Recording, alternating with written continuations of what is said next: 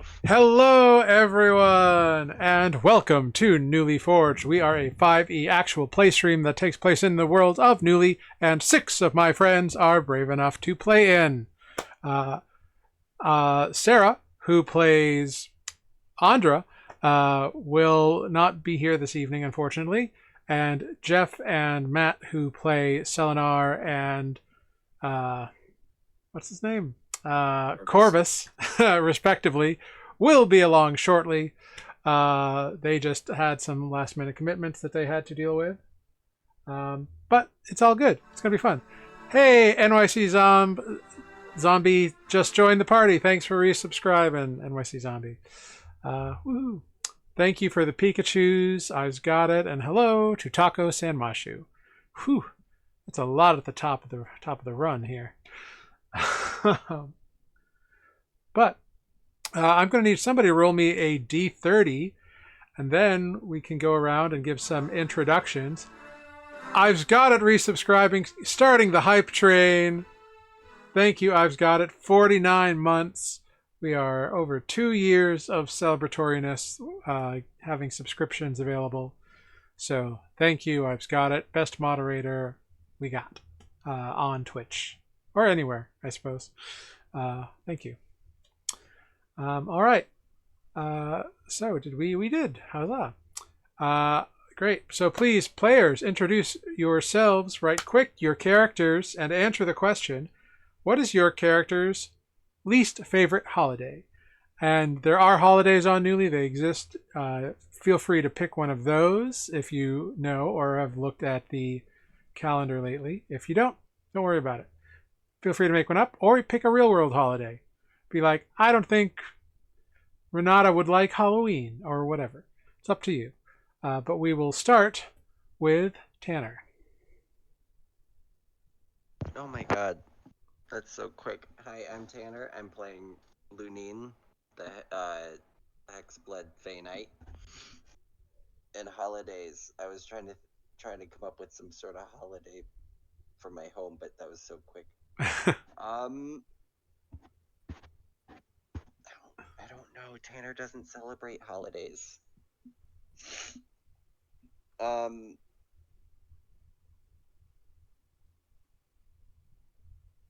don't fucking know. Well, maybe Lunine doesn't celebrate holidays either. Yeah, I don't know.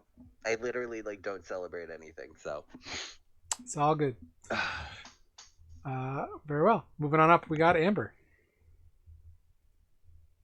Hi there. I am Amber. I am playing Ozo, the Way of Mercy monk, halfling.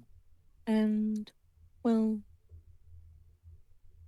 I don't know if it was a holiday, but there was this one time when there were explosions in the sky, and there were people screaming about it. And they all sounded excited, but I didn't like the explosions very much. They distracted from the stars. Fair enough. Very cool. Thank you so much. Next up, we got Mike. Hello, I play Renata Soul Angel, your one and only Bardock. And is there a newly forged version of Groundhog's Day? Sure. Cool. Let's go with that. I hate that holiday. You know why? Because one time I picked up the animal of that newly forged version of Groundhog's Day. It could be a groundhog. And it bit me. Oh, okay. Yeah, sure. Yeah, and it bit me. And now I hate those fuckers. So that's what I'm going with. Valid. That's totally legit. I would probably hate them if they bit me as well. So I get you. Very cool. Also, I hate Groundhog's Day too, just because, no shit, it's gonna see its shadow. You have spotlights on it. Very true. And flashing cameras. Alright, done. It's also true. And also climate change is real. But yeah, and I am Jared. I'm your humble dungeon master here on Nuuli Forged. I play everyone and everything else that is not the 6-player characters. And people love holidays. People hate holidays. Probably the most popular holiday on Nuuli is the summer equinox. There's a couple of different faiths that give homage to that momentous occasion, as well as most people on Nuuli like sunlight. Not all of them, but most do. So there's that. Yeah, little lore there. Anyway, great. Let's dive into it. Last time on Nuuli Forged, I guess, since we three to start out. We'll give a little refresher and get this ball rolling. And when the others roll in, we'll make them play their characters. All right. Last time on Nuuli Forged, the dead ringers escaped the Green Pyramid, but not before looting a few things from fallen adversaries, namely an obsidian stone with a rune seemingly encased inside, and a glass orb that filled with blue smoke. The ringers then made camp outside of the pyramid, and in the morning, Corvus realized that they had been surrounded, and an illusion dropped revealing the entire host, or an entire host, of undead creatures. They were forced, politely, to follow a very well-dressed zombie who spoke, and informed them that they were guilty of trespassing, property destruction, and theft, and that the master, the wizard Trast, desired recompense, demanded recompense even. They were quickly disarmed and marched back into the pyramid before the wizard, a Tortu, kind of with a reminiscent sea turtle vibe, who spoke very little, and when he did, sort of stutteringly and haltingly, usually preferring the zombie valet to speak on his behalf. The party, unarmed, outnumbered, and in a dire position, were forced to agree to acquire a new specimen for him in recompense, a dandelion. One of their number, who turned out to be Andra, was forced to sign a contract that would ensure that they would not run off and just forget about their promises. The contract was a black orb with a red pulsing cluster of nerves within it. And when touched, the red cluster transferred from the orb to Andra's hand, slowly spreading, twisting, and creeping up her arm, kind of like a horrible, pulsing henna tattoo, slowly going further and further up her arm. The party was informed that if they failed to return with the dandelion within 3 days, the creeping pain, as it's called, would kill Andra, and she would become a servant within the undead horde. So, no pressure, no rush. And we will pick up with you all having been escorted out of the pyramid and left to your own devices. You were given directions about a day or so east to this glen, supposedly, where this dandelion resides. Lunine was able to convey some information about a dandelion. They're sort of like fey entities that are very large and kind of left to their own devices a lot, kind of like a plant lion creature, whatever that means. But yeah. So,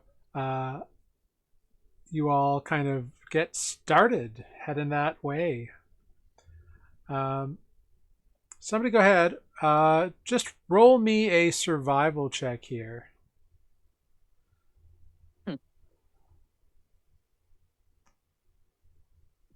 15. Okay. Yeah. So the first portion of the day, not too difficult. You've been through here a few times. And it takes you the better part of the morning, few hours to get out of the swamps and the area of influence of the pyramid. But not too bad, all things considered.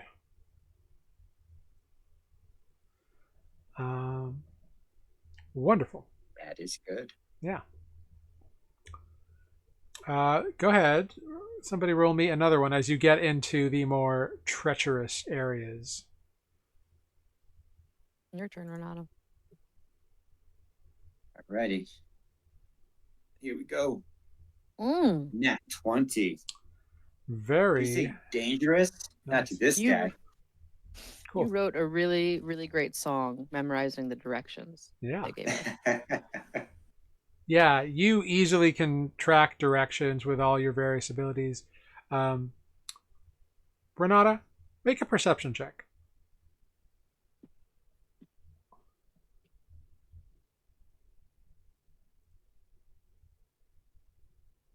Wah, wah. What you got? An 8? The dice giveth, and the dice taketh away. Yeah, so an 8. Wonderful. That could be worse. So as you are walking along, you find yourself, you find a skeleton, basically. It's like mostly rotted away. It's not quite bare bones, but it's got a few things sticking out from under a massive plant.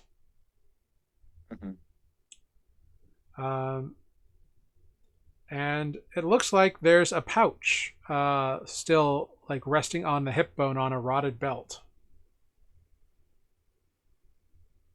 Cool. Yeah, I approach the skeleton, and I would take this pouch.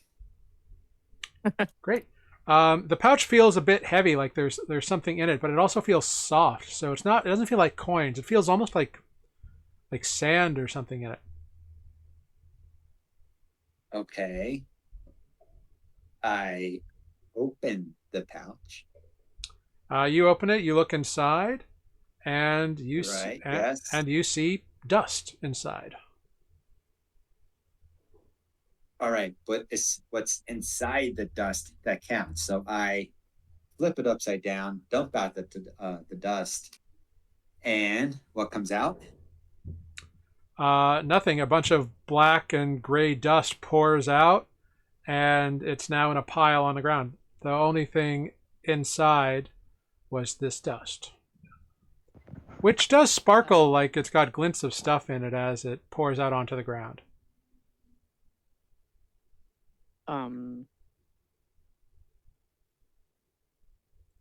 Is there such a thing as magic dust? Are you asking? Is the the player asking, or is Ozo? Yes. Ozo is wondering. Make an Arcana Ozo check. is slightly magic adjacent, but not really. Yeah. But not really. No, there's all kinds of magic stuff. Who knows? Maybe. Weird. Huh. I'm sure you've had magic powdered medicines. Have I, though? No, I guess not. I don't know.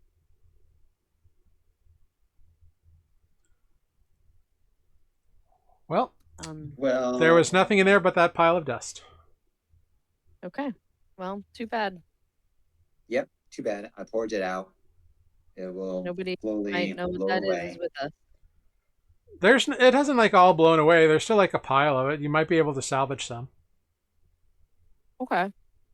if you want to. Is the dungeon master telling me to salvage some because it's actually magical? No, I'm saying if you want some of this dust you poured on the ground, it's possible to get some of it back. I mean, if someone's going to ask me or tell me that it's magic dust, I will, I feel like of course, do so. But if everyone's just like staring at me, pouring out dust, that's what happens. Everybody watches you pour this dust out. I don't know what dust does. Yeah, you found the pouch. I don't know. Make either a perception or Arcana check. Your choice. to me or Yeah. Oh, okay. Let's. You said Arcana or Perception? Yeah, either one. Okay, let's go Perception again. I'm getting worse. Yeah, a lot of 6. a lot of it's like, whooshed away, but there's a big clump of it on the ground, and it like it's got like it's like black sparkles in it, like a little bit, but like could be like bits of obsidian or ash or whatever. I I feel like Renata would not be that smart to understand that this could potentially have been magic dust. So unless someone else wants to intervene, Renata is ready to go. All right, so you all watch Renata have this like moment of dust pouring, and then pick up your pace and head off. I do hope at the end of this episode you'll tell us if it was in fact magic or not. Nope. That's a shame. Nope, it wasn't, or nope, you won't tell us. I will not tell you. That's a shame. So I feel like we won't remember to ask this at the end of our campaign. It's like, you guys have any questions about the campaign? Here, I'll write it. I can write a note.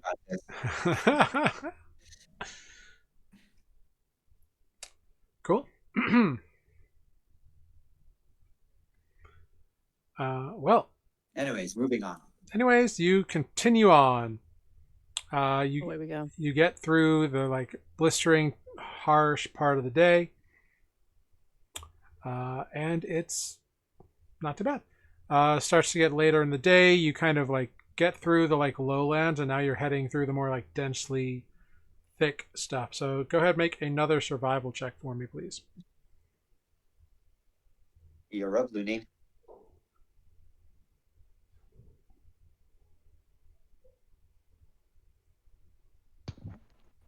That's on par for today. Oh. All right. Yeah, it is rough out there. Oh. Roll a d12 for me, please, Lunine.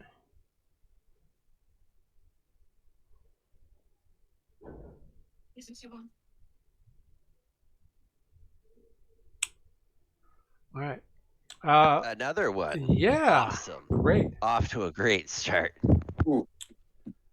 Lunine, you're walking along, kind of like pushing your way through, not really watching where you're going. And you try to take a step and realize you can't, and realize that's because your ankle is stuck. And you damp your foot down to pull your ankle out of the muck, and then your other ankle sinks in. And then slowly your body begins sinking in, and you are up to your knees in quicksand.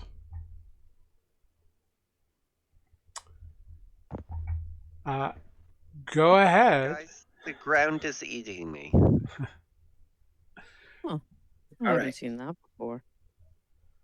Don't panic. Go ahead, make an athletics check. Oh, I'm so good at.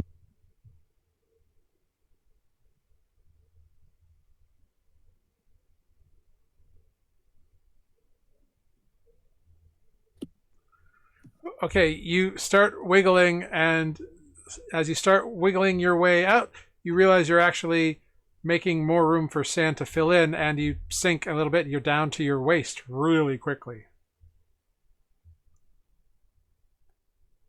All right. Is there a vine nearby on a tree? Definitely, yeah. Definitely. Well, I'm actually. Why am I thinking vine? I probably have rope on me too. Yeah, if you got it in your kit. Of course, everyone has a rope. Yeah. I have a rope. You have rope? Look. Let's take one end of the rope, tie it around a nearby tree, and then toss him the other end. All right, you start tying this rope. Lunine, I'm going to need another athletics check.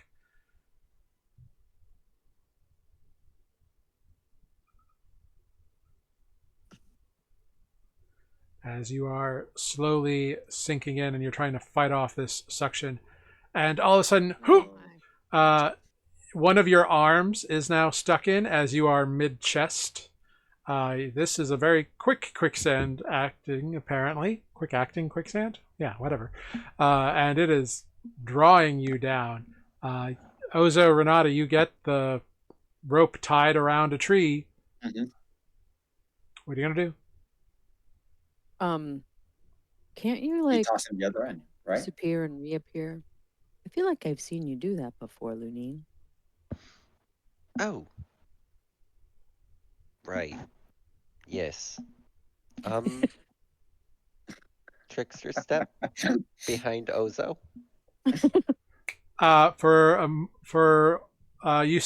You say that, and Lenine's like, "Oh, right," and and Lunine remains in the quicksand. Lunine, you are invisible behind Ozo for about 6 seconds. All right. Short sword. Yeah. Just kidding. And after about 6 seconds, the Lunine. I just before it dissipates, I tap Ozo on the shoulder. You feel this tap. You turn to see nothingness, and then, poof, Ozo, you see Lunine appear before you as the Lunine in the quicksand disappears. Ta-da. Wait, I guess we should tie up this rope now. Yeah, let's I guess we sort of overreacted on this one, huh, guys? I never imagined this as utility like this. I mean, That's great. well, I invented this ability to just shank people invisibly. But this works. yep. Escape. Yeah. Yeah. No, it's nice to think outside the box. Or should I say, think outside the sandbox. Yes. You I can pushed say Renata in the sand. Make a contested athletics check. He's stronger than me. I'm not doing that. Okay.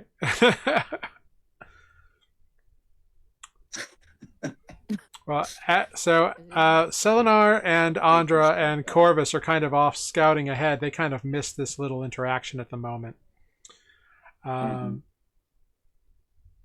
So they're kind of off at the moment. So you rush through to catch up. In doing so, you all end up stepping over a log. Is it a real log? Well, as you're climbing it over it, Ozo, like Lunina stepped over it, Renata's about to start climbing. Ozo, you are starting to, or you're like halfway over it, I suppose. The log moves under you and rolls and shifts. And I need the three of you to roll initiative, please. That's not a log. That's an alligator. Yeah. I was like, it's a bug, a gator, or a snake. Well, I assumed the plant was going to come to life. Not going to lie. Jared, are we in Florida? I mean, kinda. It is the remains of a once great civilization, so. Is that what Florida is? Was it ever that? I thought it was just the remains. The Seminole Indians were a great society. Oh, yes. That is well, that's probably incorrect. The Seminole natives. We kind of just, as a whole, fucked the whole thing up. Yes, it's true. All right. Here we go, folks. I'll bring you over to the map. As indeed a giant snake has appeared before you all.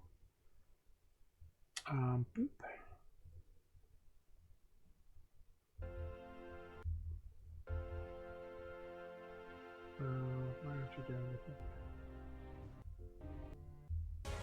There it is. Okay. Sorry, new computer. Things are a little wonky sometimes. But sort of appropriately, the snake goes first and is going to attempt to bite little Ozo up here. But that's an 8 to hit, so that'll miss. So it's going to try to wrap itself around you instead. So I'm going to need a strength saving throw from you, Ozo. Hi. Natural 20. You wriggle yourself out of the coils as it wraps around you, and Ozo, it is your turn. I punched the snake in the nose. Yeah, do it. 23. That will hit for 5 bludgeoning damage. I punch it again. Yeah. A 10, unfortunately, will bounce off. You punch it once, and then the second punch hits a like hard, dense scale. It's almost like iron or some kind of like hard metal. It is massive and dense, and just nothing but muscle. Cool. Lunine, we're over to you. I'm gonna Alright. move to not be literally on top of it, Okay. but not trying to disengage or anything. Mhm. Just kind of Yeah. shimmy, so I'm not standing over its tail. Definitely.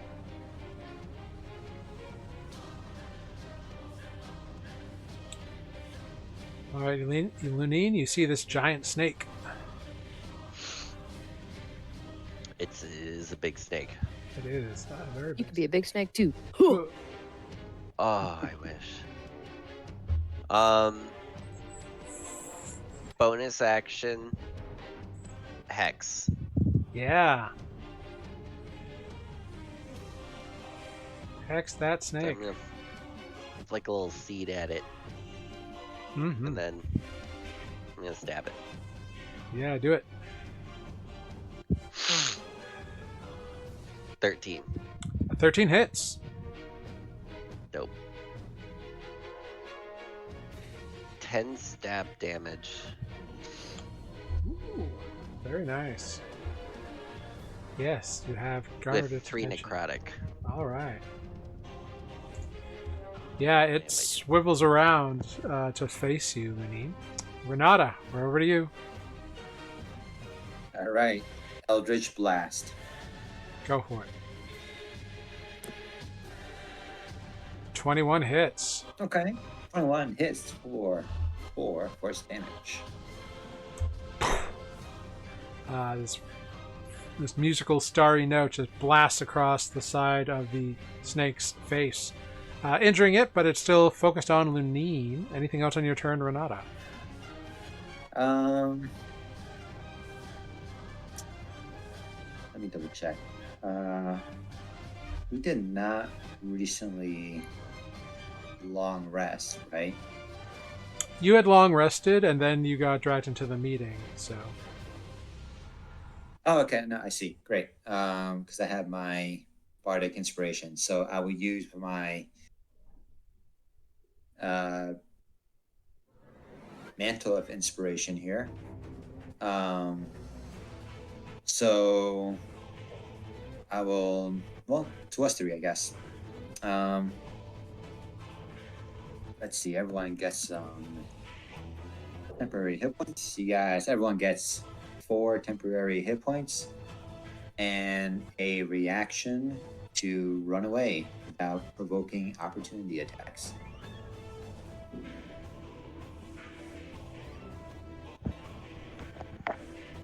I ain't no bitch.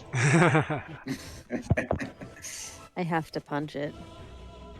But thank you for the hit points. Cool. So you've all got temporary hit points? Yep. And nobody's running. Okay. I'm gonna move a little bit. Okay.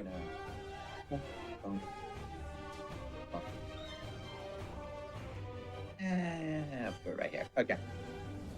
Great. I am done. All right. The tendrils of the snake whip around towards you, Lunine, in an attempt to constrict you. I need a strength saving throw, please. As you push off the tendrils, or attempt to push off the coils of the snake. Unfortunately, you are bound inside. You take 12 bludgeoning damage, and you have the grappled condition, so you have been grappled by the snake.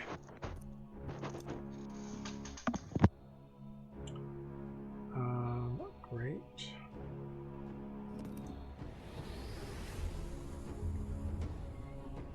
Grappled.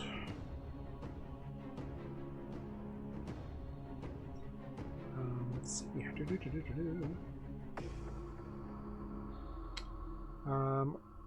Does grappled do anything besides turning you to 0 speed now? You have disadvantage on attack rolls. Cool. New rules. Trying to get it going. So its coils have wrapped around you, so it's going to attempt to bite you. Oh, that's a 23 to hit for 14 more points of piercing damage. As it is jumping on you as it's trying to squeeze you down. Ozo, we're over to you. Punch. Punch the snake. Yeah. Does 11 hit? An 11 hits the snake but does not do damage to it. Ugh, fine. I'm going to punch it again. How about a nat 20? That will absolutely punch the snake good and proper. You find like a spot that looks like an old wound or something, and you just punch your fist like through the armored scales. Nice. I'm going to add a little hand rent of arm. appears. Oh, yeah. Ooh, that is 16 points of damage. It is decidedly bloodied now. There you go. Go away, snake. Yeah, it does not like that. Lunine, we're over to you. Alright, so quick little go back. I didn't make these. Oh, yes. That. Alright, I maintain.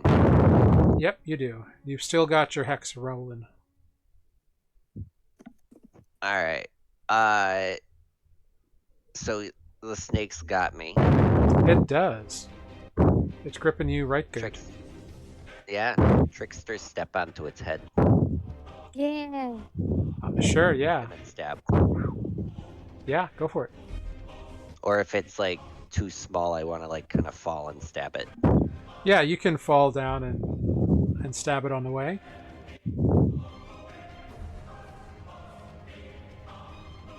You have advantage on the attack. Oh yeah, I do. Nice. Natural 20. Yeah. That will do it. I do a cool thing and I get that 20. Great. Alright, 14 stab damage. Nice. And then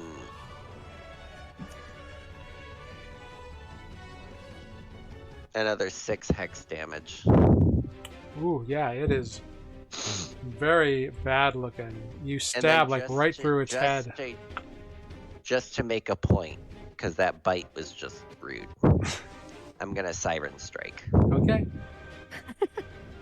You're gonna just F this snake up. So it's another 2d6 plus 3. 11 plus 3, so another 14. Yeah. You Siren Strike, and it looks confused because it can see you there, but it suddenly doesn't feel you there. The next thing it feels is your short sword jabbing down through its upper jaw, and it begins to shake its head, and you send your Siren Strike down the blade as the necrotic energies from your hex commingle and just flash these black lines and veins down the entirety of the snake's body as it shivers, shakes, and then crumples and falls to the side with nary a problem.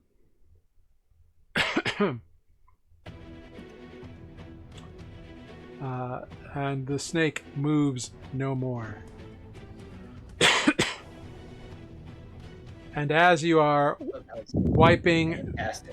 and as you are wiping the blood from your sword, Selenar comes tromping back through the jungle brush to come find you guys. Because where the hell have you been?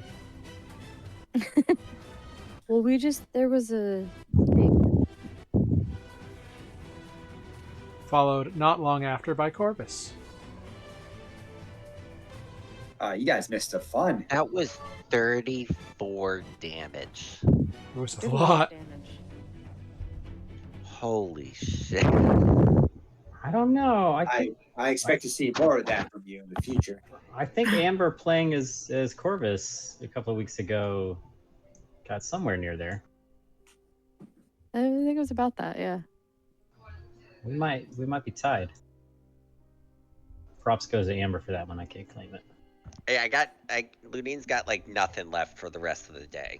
But It was all in the snake. I You fucking had took the, out that 3 snake. nat ones in a row in the beginning, so. Yeah, and then just like murked the snake.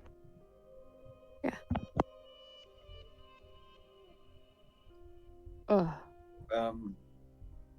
Well, I mean, unless someone wants to skin it, get themselves a pair of snakeskin boots. Oh, I'm should we move taking. along? Can I take a fang trophy?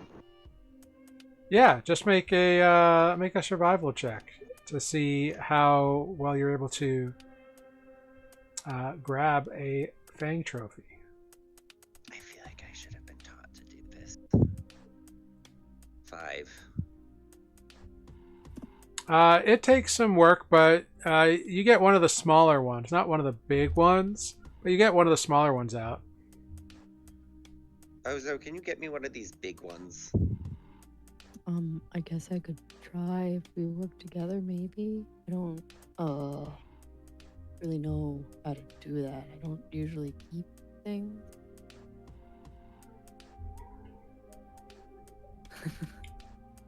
There you go. You just have better knowledge than I do. Sure. Does a 17 get the scale that Lunine wants? Yeah, a 17. Yeah, you're able to secure one of the larger fangs, which is about 9 or 10 inches long and sharp and pointy. No like venom or anything. Okay. But Just an impressive tooth. yeah, it's impressive.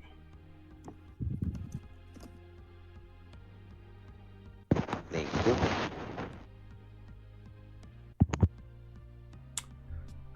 Well done.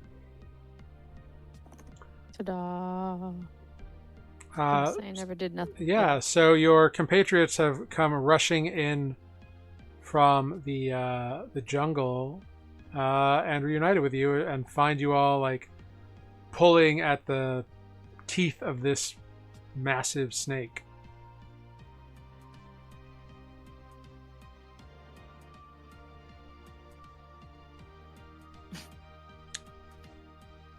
Ozo's just helping out. Yeah.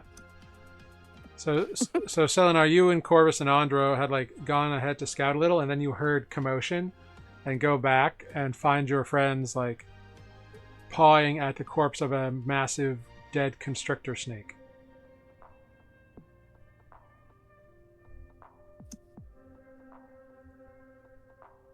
I guess we keep So- going now. You guys have this well in hand. Yeah. I mean, yeah. Lunine Lunine teleported is again. bloody as fuck, but yeah, I'm alive. Are you bloody, like covered in blood, or bloodied, like injured? Bloody as in like I'm feeling a 14 out of 36. Well, I'll just come over and say, let me help you a little late, and you can get this many hit points back. Oh, right, I renamed it the Cure. 10. Much obliged. Very, very nice. So you heal up a bit. and you are free to continue or whatever. Now let's have the person with high survival lead the way. Yeah, somebody who's good at this. Take us, follow directions. Well, we were apparently leading the way. Since Yeah, we were avoided scouting the... ahead. Let us That's go right. this Yeah, way that how'd we just that came go? from. Guys, How'd did that y'all go? lose sight of us? We found How a do we clear go? path around the briar. This Yeah, direction. Exactly. Well, thanks for nothing. Next time, just point out the log that's not a log. Yeah. This is reminding me of the time. Never mind. Irrelevant. Very good. Away we go. Yeah, so away you go. And you carry on. The sun begins to get low above the canopy, and night begins to creep in here on the island with Shorebank. I suppose as the sun starts to set, we should be looking for another camp location. Yeah, that sounds good. I mean, I am assuming that Selenar is leading that search as well, or are we all doing like a group effort? I mean, we all have eyes. It's a collaboration. Let's look about. With DM's permission, then I'll roll a perception check. Yeah, just to like find a campsite. Uh-huh. I will not roll because Could be you just rolled a nat 20 and I don't need to survival. roll. Immediately, Yeah. I almost said Damn, spook. double nat 20. This does sound like something spook would You do. immediately find a Hilton. I'm like, how about right here? This exact spot. Yeah, Lunine, you find a little clearing. Corvus, as you're digging around the clearing, you find something. Sort of. A pouch of dust. It is not a pouch of dust. What it is Dump that out already. is it appears to be a. It's a handle kind of sticking out from under a gnarled root. Okay. Last time I pulled something out of a gnarled root, it ended with a jaguar attack, but could go wrong this time. I'll pull it, or I'll see if it will move. How's that? We'll start there. Yeah, like it's a little tough at first, but as soon as you give it a little shake and tug, like the dirt that was like holding it in or the roots that are wrapped around it give way. And you pull out a like very well made silver dagger. Oh, hell yeah.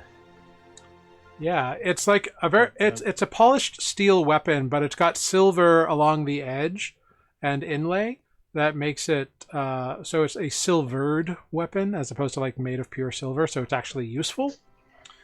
And Oh, well, makes sense. yeah. And it's got carvings along the blade of like images of like lunar depictions of like weirdly it's only like one moon and not two moons, which is a little weird. But it's like one round moon that's like going through like phases. I hate when it does that. I don't know how to turn that off. There we go. Just Behavior did of the it. moon goes through phases. No, my computer just dinged at me. New computer, I haven't found all the things that I need to turn off yet. Yeah, you see the moon depicted, a solitary moon being depicted as going through like full half crescent, whatever's less than that. I don't know. No moon, I guess. Along the blade. A new moon. And on the hilt, you see like a sun half set below a horizon. You don't know if it's like Interesting. an emblem of like a maker or like a knight or like a sigil or something, but like yeah. There's no way I can roll anything that would help me there. But like, you know what? What could I roll for just like a shits and giggles? Well, what are you trying to discern? Like, does it look familiar? History. Does it look familiar? Yeah, history. Yeah. It's not religious, I assume. Says Corvus.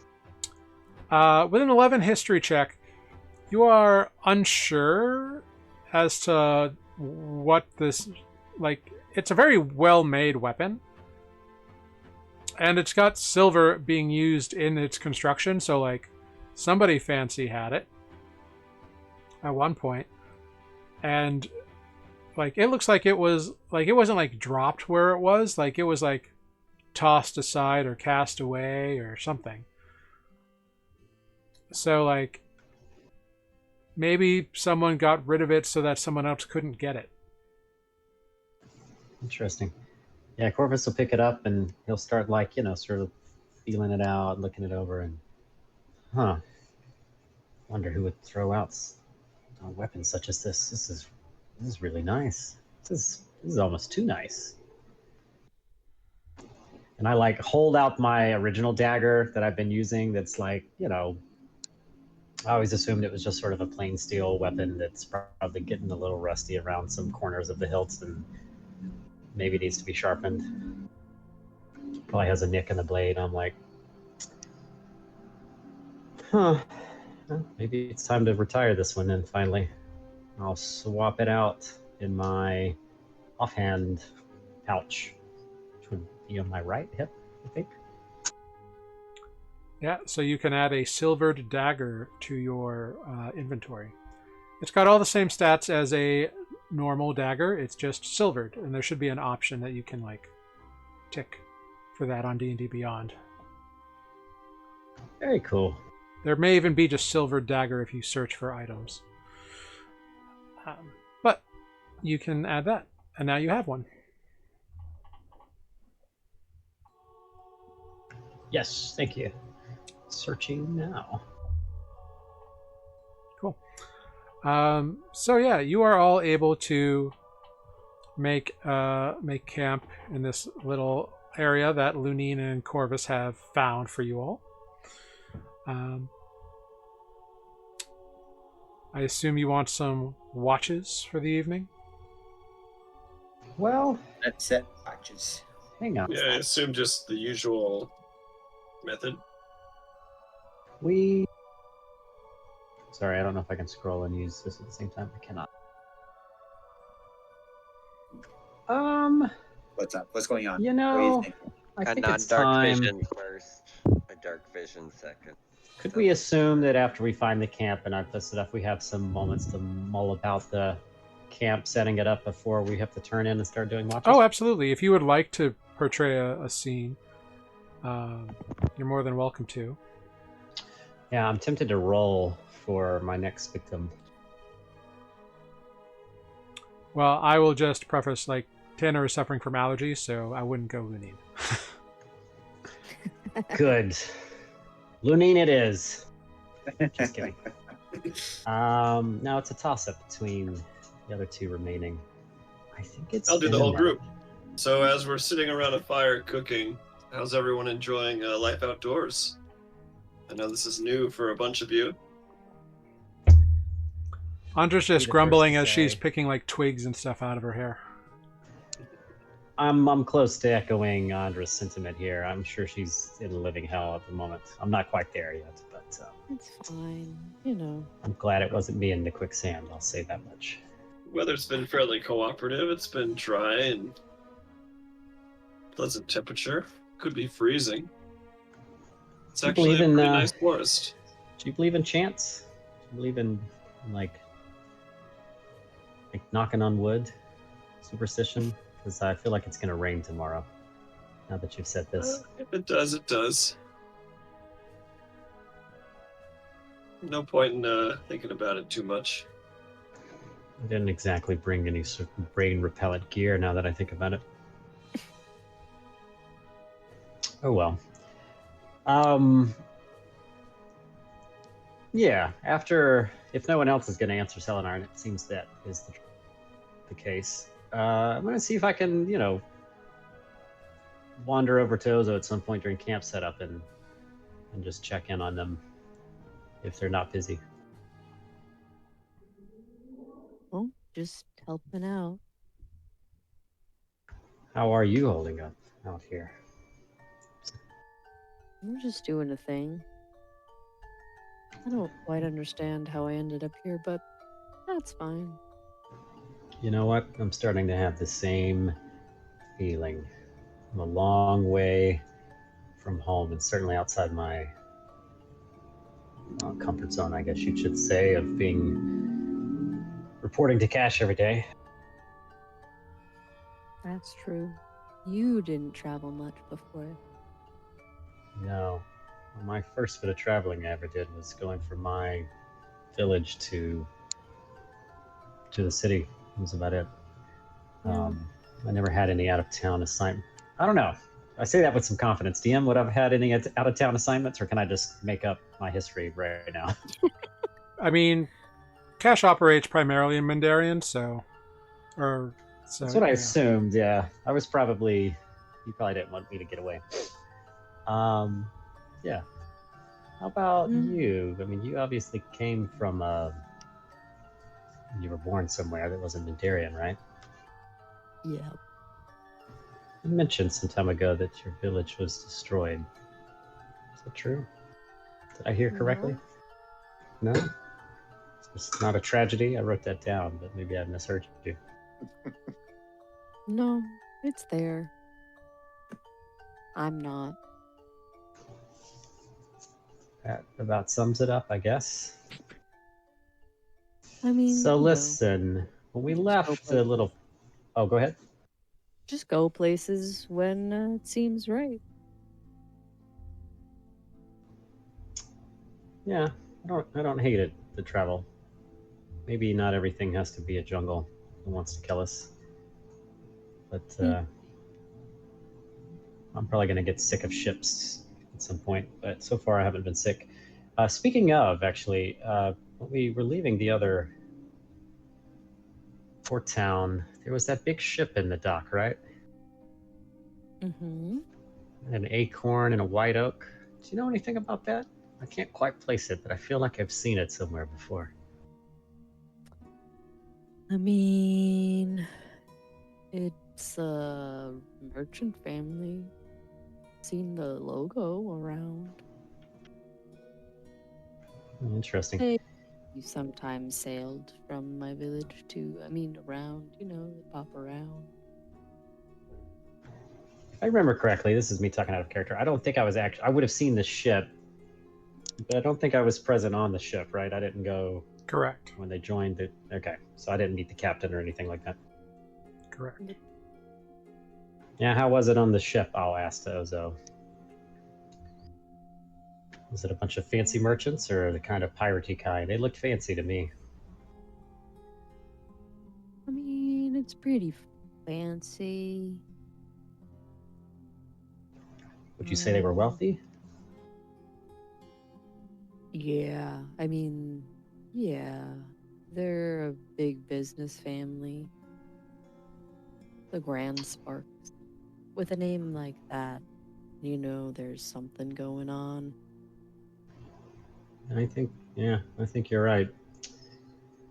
Oh, and a first name like Rudelbert. Rudelbert. Very proper. And very nice and friendly. Huh. Well, that's good to know. Yep. Yeah, anyway, just curious. There was something about it. Very respectable family. Well... Long history. Long history, is that what you said? Yep. Corvus, make a history check when they tell you that name. I don't have high hopes. Okay, better than last time. That name, Grand Spark, rings a bell to you. Cash has been trying to get information on people with that name, as they have been recently supplying quite a bit of lumber to the building of the bridges of Mandarian. And they are quite profitable, so Cash wants to know how he can get himself in on it.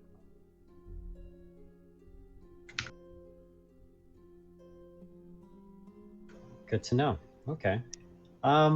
Yeah, I might just sort of offhanded, like Lee mentioned that to Oza, because I know that I'm sure I would be more inclined to talk about dealings with Cash in front of Ozo than anyone else.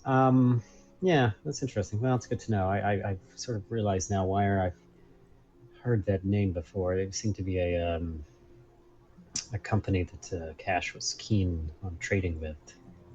It does make me wonder, though. There's something else about this acorn thing. Well, anyway, probably nothing. Well,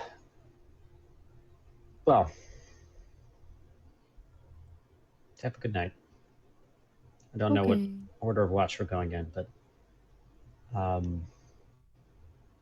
Anyone can yeah. wake me whenever I need to. I don't What? find these woods too bad. Since I'm on a roll, and one of the things I wrote down to ask Ozo, I seemingly made up out of nowhere. What's Renata up to? Renata is by the campfire, grumbling.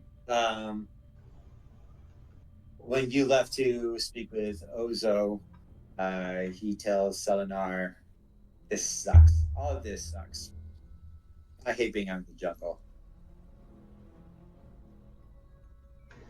I Well, need What about I it need is a terrible, bar. besides the I need zombies and a the tavern. pyramid and the near imminent death? Yeah, and don't forget the mosquitoes and the snakes, the quicksand. Which thankfully my childhood warned me about. I was prepared. Yeah, I could certainly do without the quicksand. Says all the people who didn't get stuck in the quicksand. I'm not jealous. Yeah, no. I need an audience. I need a tavern. I need people, listening to me, responding to my music. Yeah, that's what I need. This is all of this, and I point to the trees and whatnot. It's too quiet. It's definitely Oh, it's not quiet. quiet at all. If you just listen, there's plenty of things out there to spend your time with. Can we all listen for a As an moment? experiment, I will Do take we- a deep breath and listen to the sounds of the jungle. What do I hear? Anyone who wants to can make a perception check. Yeah. I want to hear some DM jungle sounds. I hear Axl Rose off in the distance. I hear Welcome to nothing. the Jesus jungle. Christ. What you all hear is the low, like, creak, creak, creak, creak of, like, insects and the buzz of, like, flies or other flying little gnatty type things kind of swirling around, slapping mosquitoes. Ozo and Renata, you hear creatures, like, there must be some kind of small animals scurrying around, like, in the woods. Not too far off, it seems, but just kind of scurrying as you're getting your camp set up here. Selenar, you hear all of that. You also hear, like,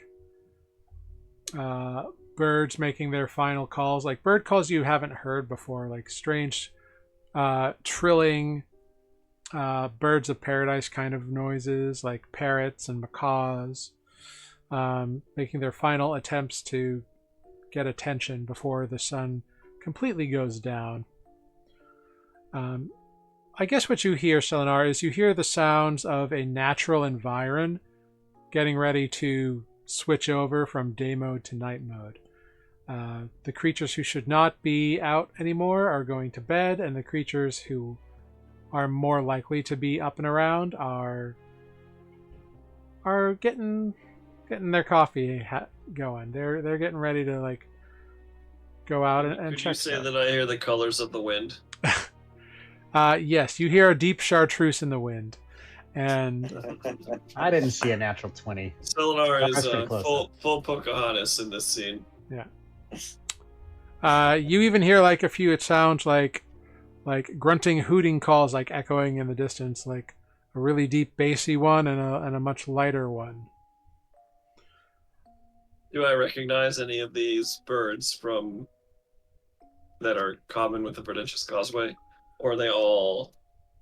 None that are from the Verdentious Causeway, but you've heard them as you were like traveling here when you were stopping at other islands. You heard similar sounding birds. So they're probably like tropical birds. Sure. Yeah. Sounds much different than after a long several moments of reflective listening to the crackling of the fire and the whatever you just described. Sounds quite different than the forest at home, but it's familiar in some ways. And that is when you hear Selenar. That is when you hear a very strange bird call. I've got it! I've got it! I've got it! That has got to be the most unique one to date. Yeah, I do like this one. Well done. Nearly 4 years in, and you still find a way to surprise us. Well done. Hey, there's become a reference rewards points, and they redeemed it. So Well done. That one's one for the books. One of my favorite ones so far, actually. Can we hear it one more time? I'm just kidding. I'm just kidding. I've got it! I've got it! I've got it! God, you got that rolling of the R too. Fantastic. You should hear my Wookiee impression. We should right now, in fact. This is not this is not a Star Wars stream. I'm not opposed to it. So, sorry, you were all talking about birds, and Are we doing Spelljammer now? We got lightsabers. no. Do I see Selenar writing in his journal? He doesn't try to hide that kind of activity. Word sounds or anything? No, it's usually at the end of the day, so once the fire is going and everyone is sort of just relaxing, but we're not in watches yet. Yeah. I'm sure I've seen you open it and start to write in it. Do I see that you've only wrote down things, or are you an artist as well? There's sketches in there. There's on the page, if you are how many days ago was the pyramid? Recently-ish? This morning. Like you left the pyramid this morning, so. Very recently-ish. Yeah. So perhaps Selenar, there is in the journal, which is a fairly thick tome of parchment or paper or whatever, but he's sketched the pyramid itself, but he also has tried to interpret his experience of being petrified. So it would be a very dark image that you might see. Is this a shared thing? He writes in Elvish, so you would not be able to read it, but you'd see like if you're asking, he would be open about it, but no one's ever asked him about it. So yeah, now I'm curious. I'm gonna ask Selenar. Are we in that book of yours? Have you written about us? Of course. We've been together for what? 4 months now? I'm making up a number out of character. I don't know how long it's been. Yeah. But many months. It's just my experiences in the world since leaving home. And you all are part of it. Of course you're included. Can I ask what you wrote about me? Sure. I just flip back a bunch of pages. And oh man. I need to open my As you flip notes. back pages, I'm like, so nothing recent, huh? Didn't really impress you at Nothing all, memorable, what that means. If you're Uh, showing and telling, though, Corvus will be looking also. I'm trying to remember the name of one of the taverns we were at. I can probably help you out there. Hold on. The one that he got that adoring fan at? Yeah, sure.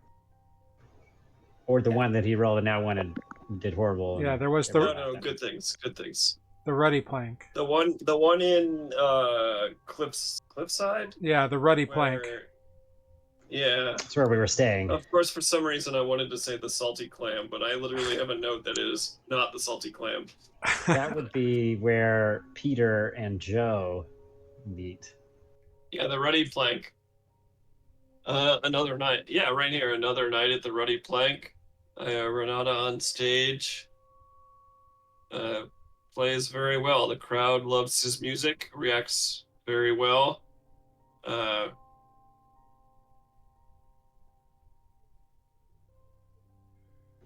And so That's I'm okay. trying to think what's on our what I've written. No, I you see a little smirk on Renata's face. It's You like, never see this kind of wanton fandom and fun back home. It is curious, but definitely good. See, Renata, you would kill back in the Ridiculous Causeway. It's no competition. The kind of raucous music is, I don't want to say unique, but it is something that is not experienced in my life in the Causeway. So certainly worthy of a note, and I think that's Elvish for a compliment. it is. It is good. They speak in riddles, I hear. You see a smirk on Renata's face. There is not enough good in the world, and you certainly bring some. Well, Corvus can't make a joke about that. That was pretty sweet. Yeah, I'll put my sass aside for a moment. Most people call me beautiful and sexy, mysterious, a rock star. That's what I have in my journal. I don't think anyone's ever said that I've brought good into this world. Oh, no, one person. Well, the reaction of the crowd watching you is undoubtedly good. Yeah, who is the other person? You don't have to answer. It's fine. No. So like Renata's like, he's taking this moment to think like, should I say it or should I be mysterious? And then he's like, fuck it. My mom.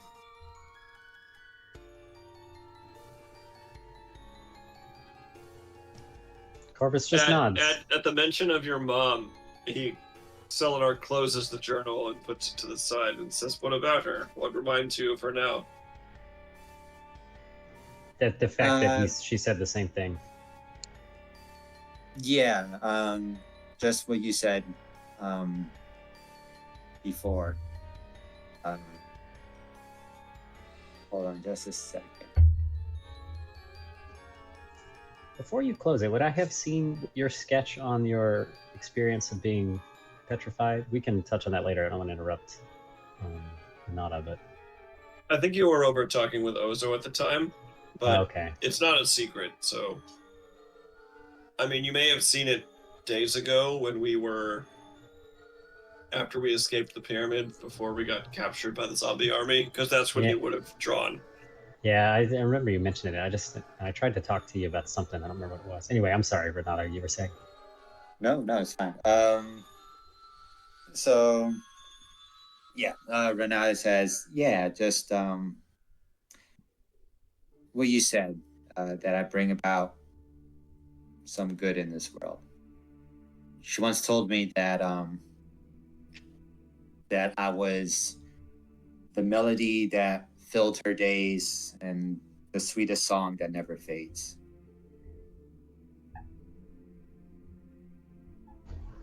Corvus just kind of looks off to the fire at this point. It's a very nice thing for her to say. She must Yeah, have loved but you very much. I was her pride and joy. Well, time for watches. Sounds good.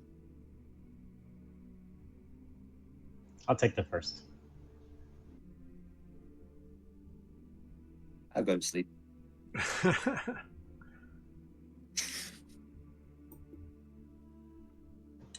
Yeah? All right. Everyone else going to sleep? Yeah. Everybody else settles in. Corvus, you go ahead. Do you have the fire lit at this point, right? Correct. Cool. Yeah, Selenor usually makes sure it is well lit before he retires, but he does so shortly after Renata does. Totally. Go ahead, Corvus. All right. Make a perception check.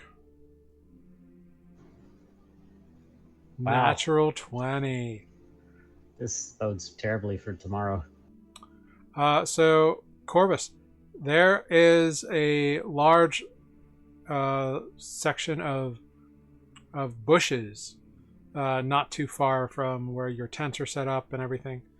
And you can hear like scribbling noises, like high pitched, like kind of going on in there. And you can see movement in those bushes in the firelight, like something's like attracted to the light, but is afraid to go out in it. I keep my new shiny dagger in my lap, just in case. Mm-hmm. Is that it though? Is it just sort of everything stays at bay? Do I get the sense of like? Well, this is what you notice on a 20. Like, these things are not making a lot of noise, and they are barely moving leaves. Like, it looks like these are things that are like used to going unseen. You are just laser sharp and focused, and it's within the area you can see.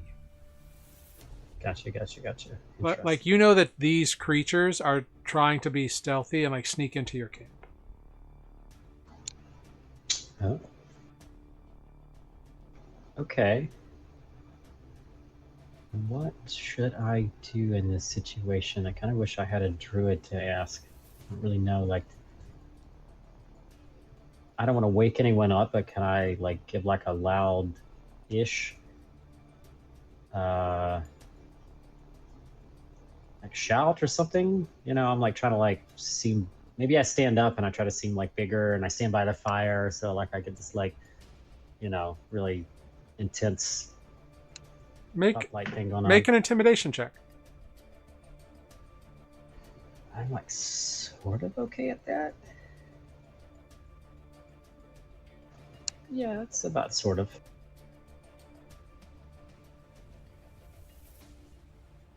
Cool. You see 4 massive rats, like the size of bloodhounds, like big dog-sized rats, scamper out of the bush in like 4 different directions and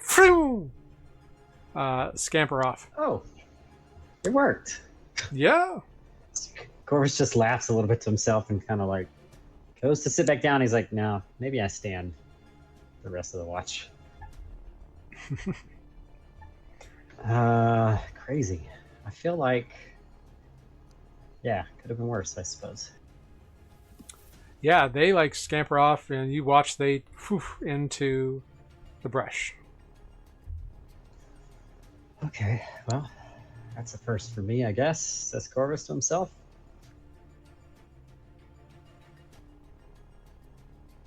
And yeah, I guess I'm gonna.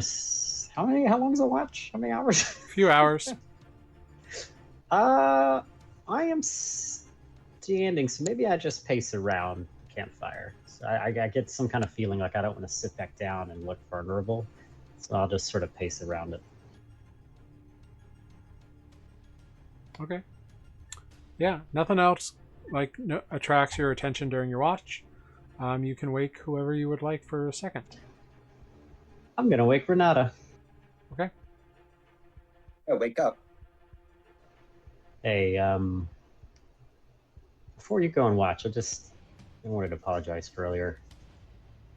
I did. What?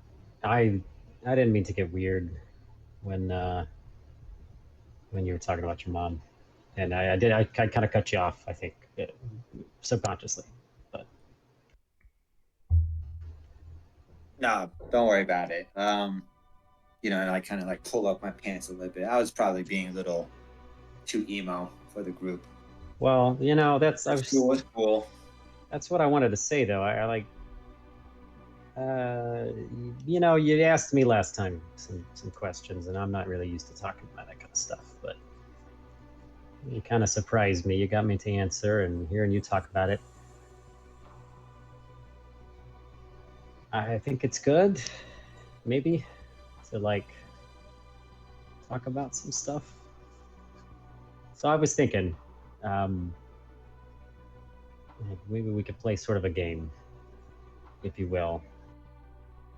Mm-hmm. We each gets to ask each other a question, and we just promise to answer truthfully, even if it's a hard question.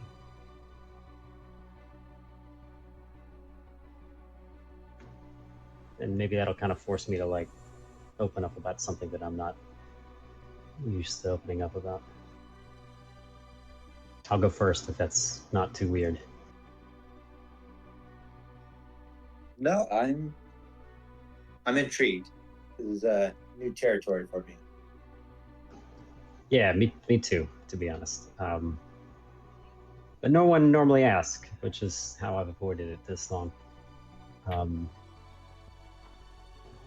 Yeah, I guess I'll go first. My question is, I hope this is not too personal, but I hope you answer. What happened to your mom or your parents? She's still around? No, she passed.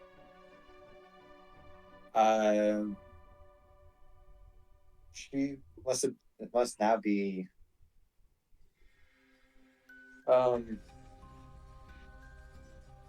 2-3 years. She passed. It was disease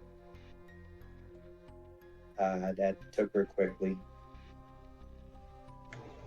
Man, I'm really sorry to hear that. Thanks. What can I say? It sucked. Still sucks. Yeah. I can imagine.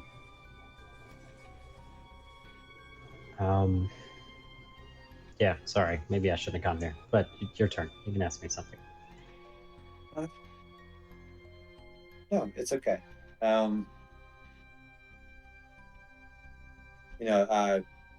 Between you and me,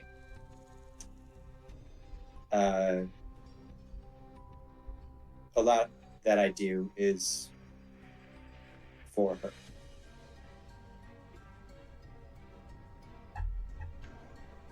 Is she the one that encouraged you to... Sorry, this is a free question, I guess. To take up music?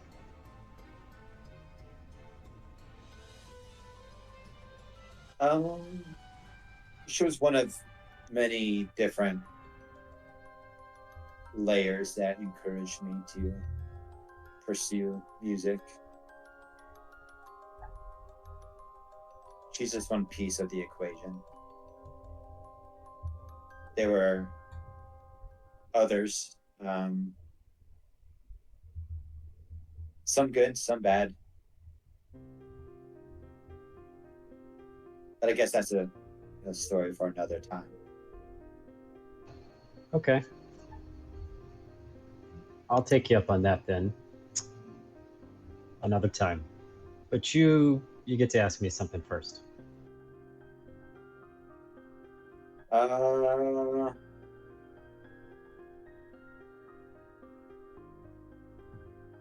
wasn't prepared for this game. So That's right. You can save it. I know you just woke up. I'm sorry.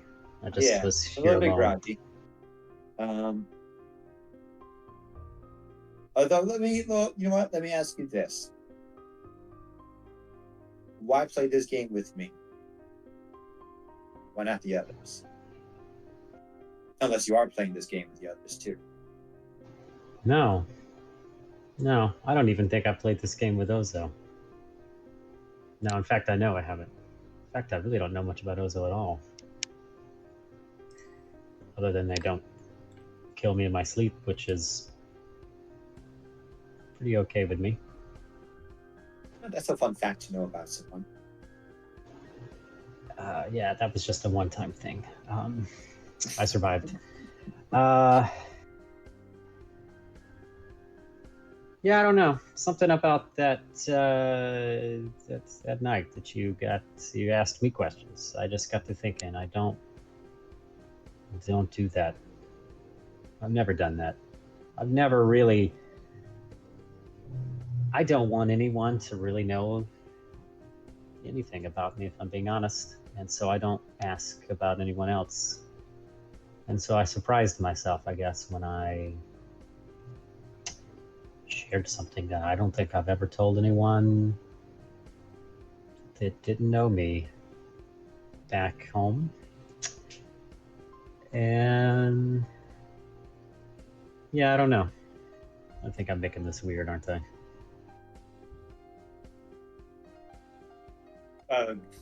Well, all right. Look, it's already weird, but not to make it weirder, I too would rather have people not know anything about me. I'd rather have their love and adoration for my music, their applause, their whoops and hollers and whatnot.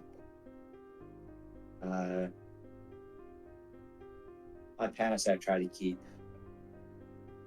secret. Yeah, I can respect that. I'm going to take a quick personal pause here because Matt, the person, needs to make a really quick decision on how far he's going to take this right now, and I just need a break. Let me take a sip of the beer and think about this for 2 seconds. Are you gonna kiss me?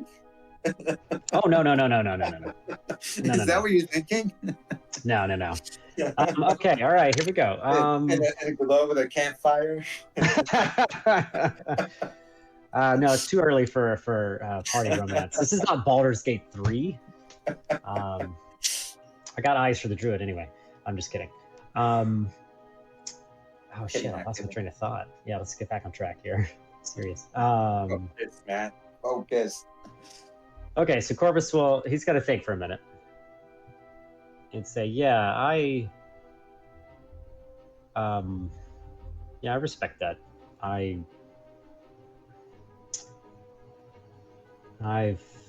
secretive too. Probably that's obvious. I feel like a lot of that is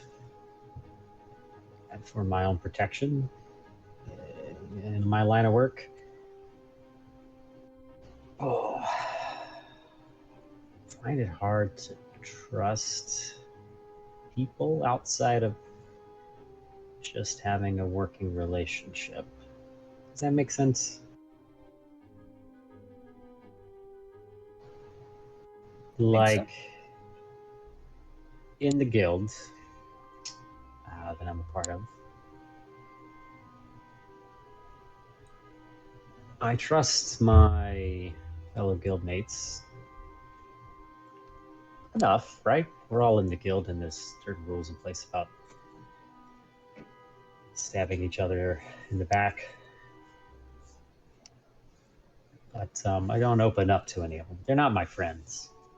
Yeah, in fact, I didn't have any friends in the guild, really. Just people who tolerated me or people who liked me slightly more than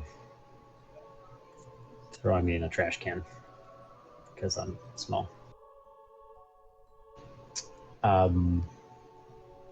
Yeah. So,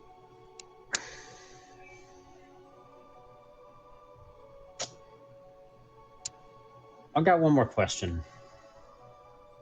You're breaking the rules of your own game. Please forgive me for this. Who's your manager?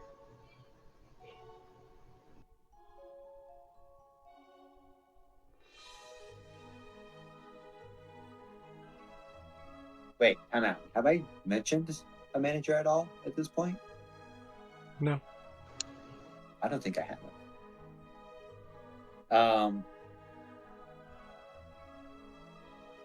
So,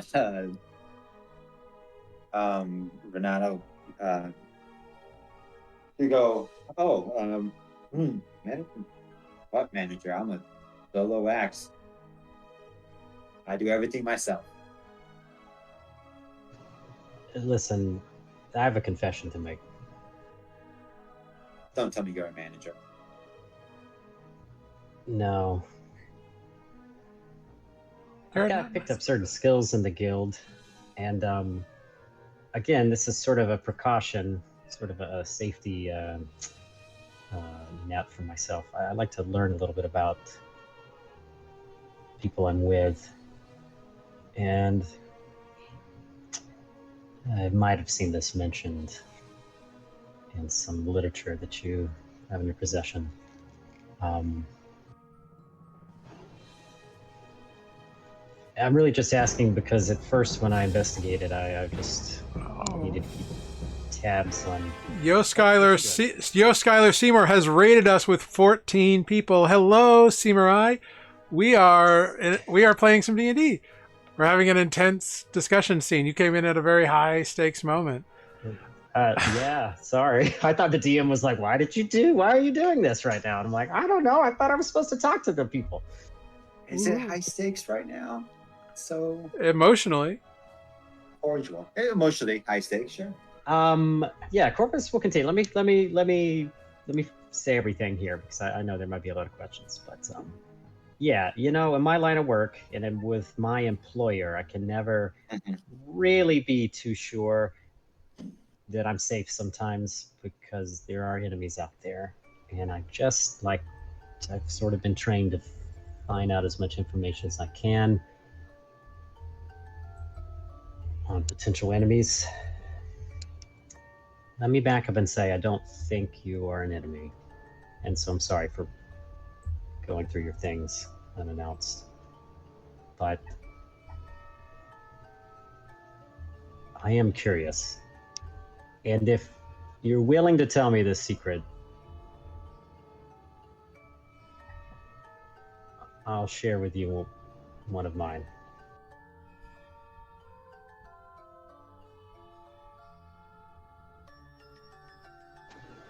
If you tell me, know this, I'm very good at keeping secrets. If you don't want to tell me, Renata, I trust you at this point, which is why I even told you that I know in the first place. Maybe that doesn't change anything. Maybe you're upset with me. I would understand. And if you want me to go to bed so you can do your watch, just tell me.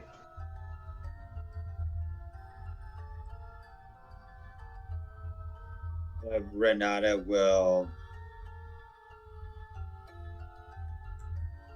kind of look at Corvus for a couple of beats and then say,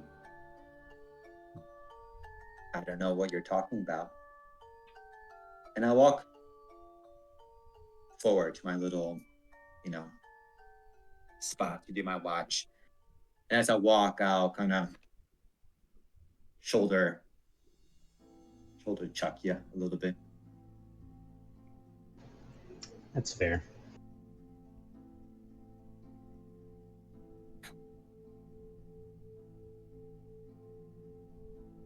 Okay. Go to his tent. As Corvus settles in to his tent, Renata, you are left alone outside.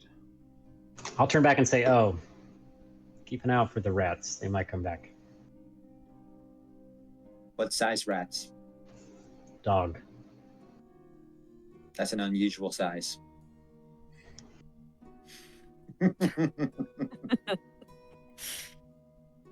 And that was today's Princess Bride reference.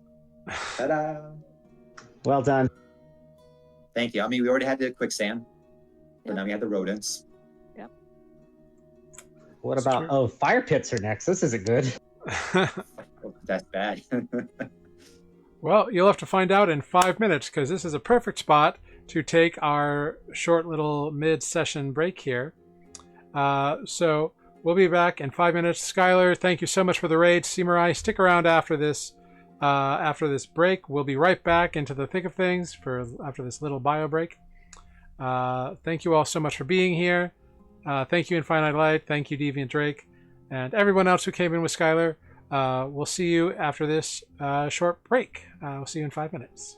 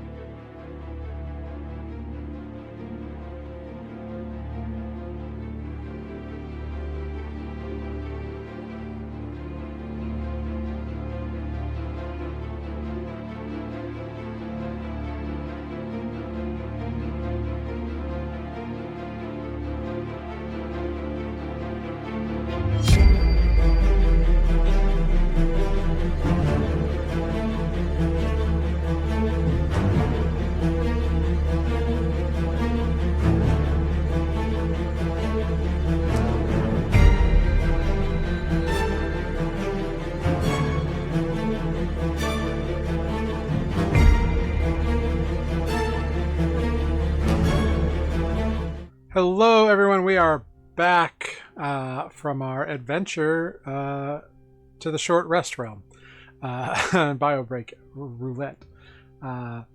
Thank you all for sticking around. Where we left off, after a friendly turned awkward conversation, Corvus has handed over the duties of watch to their resident bard / warlock, Renata. So Renata, Corvus has warned you to watch out for big old dog-sized rats, and the watch is yours. The fire's still going. Go ahead, make a perception check.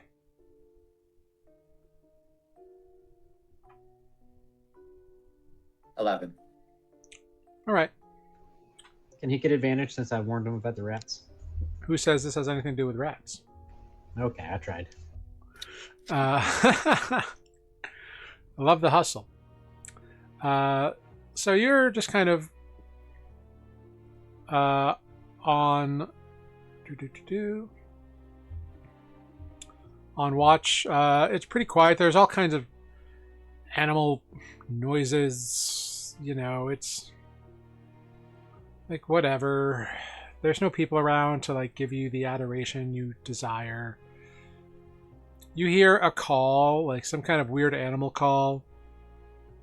Then you hear like a matching one that's in like a lower register, which like you pick up on that because you know the difference between like a bass and a tenor kind of thing. Like that's, I guess, what is going on.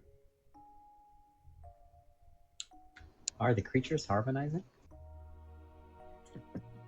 I wouldn't say that, but like you hear them.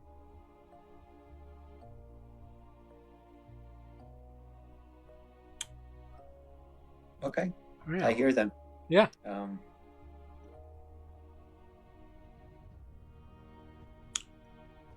And after a little while, like they are just like you hear other noises coming and going. Nothing like seems too crazy. So you reach for your like lute or your guitar or whatever instrument you want to like just kind of idly strum and pass some time here. And that's when you see... We'll do that. Yes. Yeah. And as you turn, you see like about a humanoid-sized figure on the edge of the firelight, kind of slowly like creeping in, like one shoulder like hunched forward and kind of like backing up a little. And it seems to be walking upright, but it's like slowly kind of like gauging the situation.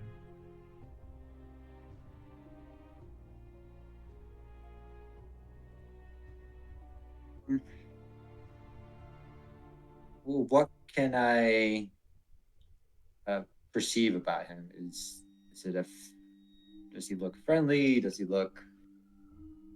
Make an animal handling friendly? check. Or it could be insight.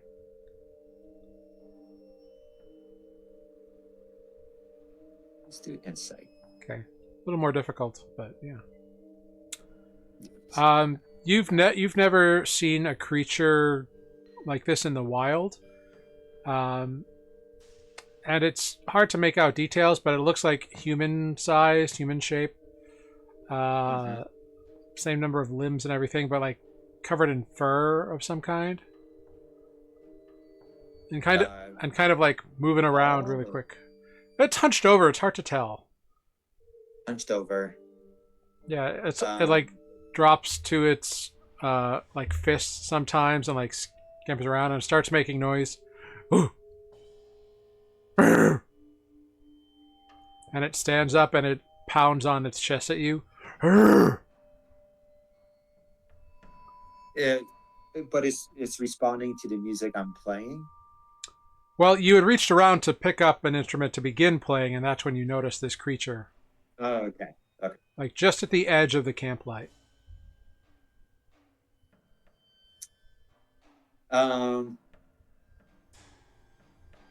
You know what? I'm gonna see if I can calm his emotions with the sweet strumming of my guitar. Okay. So I start to play a couple of notes. Not too aggressive, on a lighter side of things. Cool. Go ahead. Make Let's see if it's fun. a performance check. Yeah, because the way I've been rolling tonight, what can go wrong? 16. Very good. Yeah, it begins. It stops like beating its chest and kind of like just kind of settles down. Its arms in front, and it just begins watching you. And it's like, "Rrr." It seems intrigued by the sounds you are making.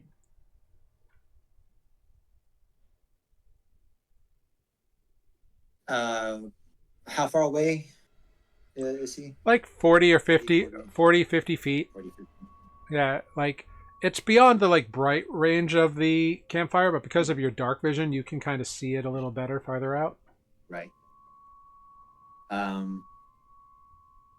I'll call out to it and say, we mean you no harm.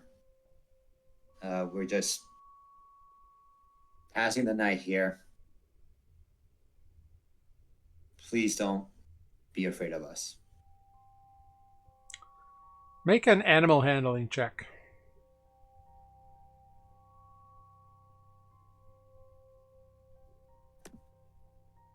A dirty 20. Dirty 20. You don't know if it necessarily like understand what you're saying, but your tone of voice and your cadence do not invoke any kind of aggressive actions by it.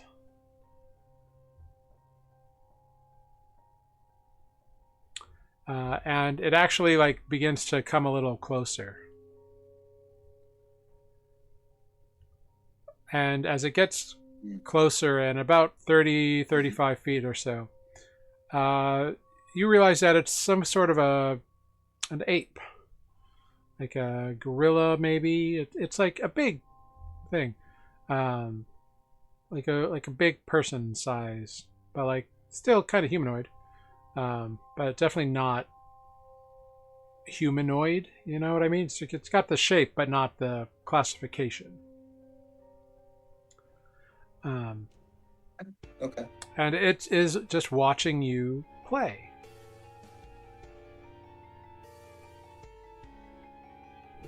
Do you continue to play? Do you do anything? I definitely continue playing. I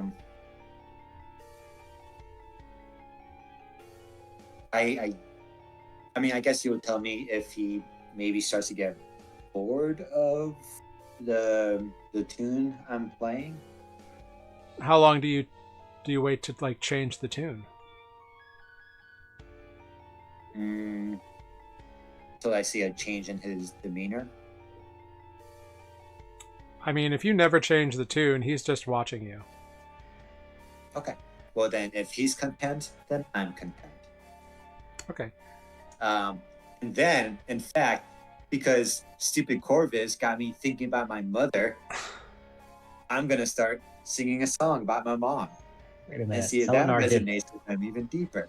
Selenar did that first. Okay. Make a performance check. You pushed it over the edge. I'm sorry. What? I didn't what have check? a mother. Make a performance check as you are Performance. adding your voice to this now. 25. Yeah, the Power grows straighter. yeah. You begin singing this like song about your mom. What kind of song is it?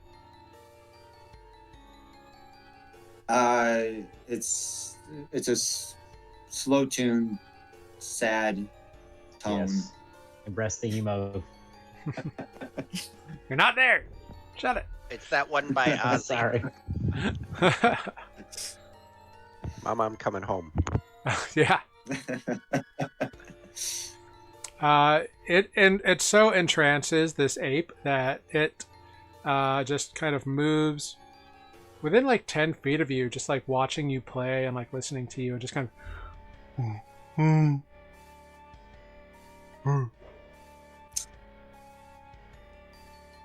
Does it start to cry? It doesn't cry. Like it doesn't seem to have a concept of like what you are singing about, but it is like very into the vibe. Mm-hmm.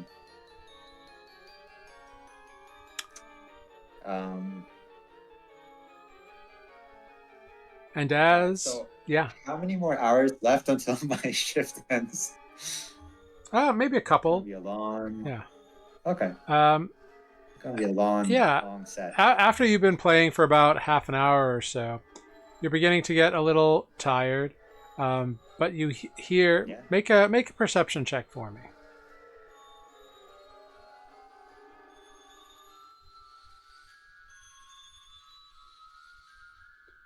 Cool. 14. You hear like a creak and a crack, like and a little crash. Not too far away.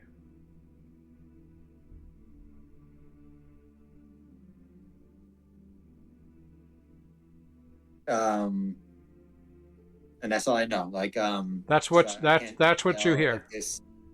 That's what I hear. Like as you are playing, that's what you hear. Okay.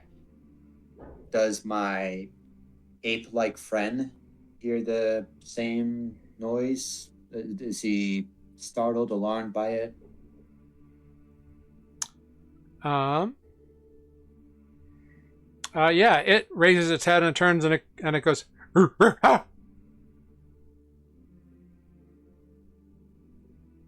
But it doesn't seem like it's like scared. It's just like acknowledging it.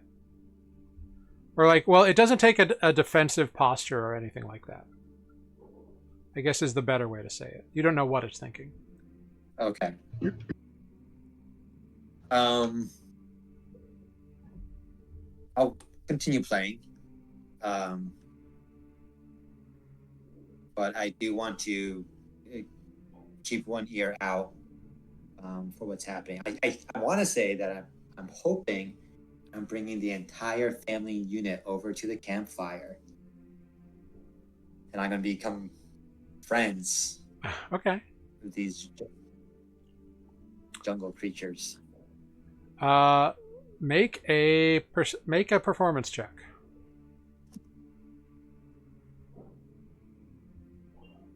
Right. We can do this. Come on.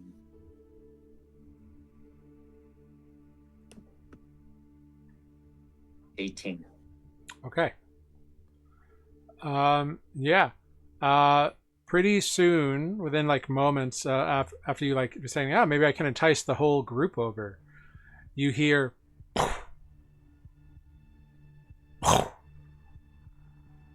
followed by a and coming out from the shadows into the edges of your dark vision and the camp light, you see another ape, but different.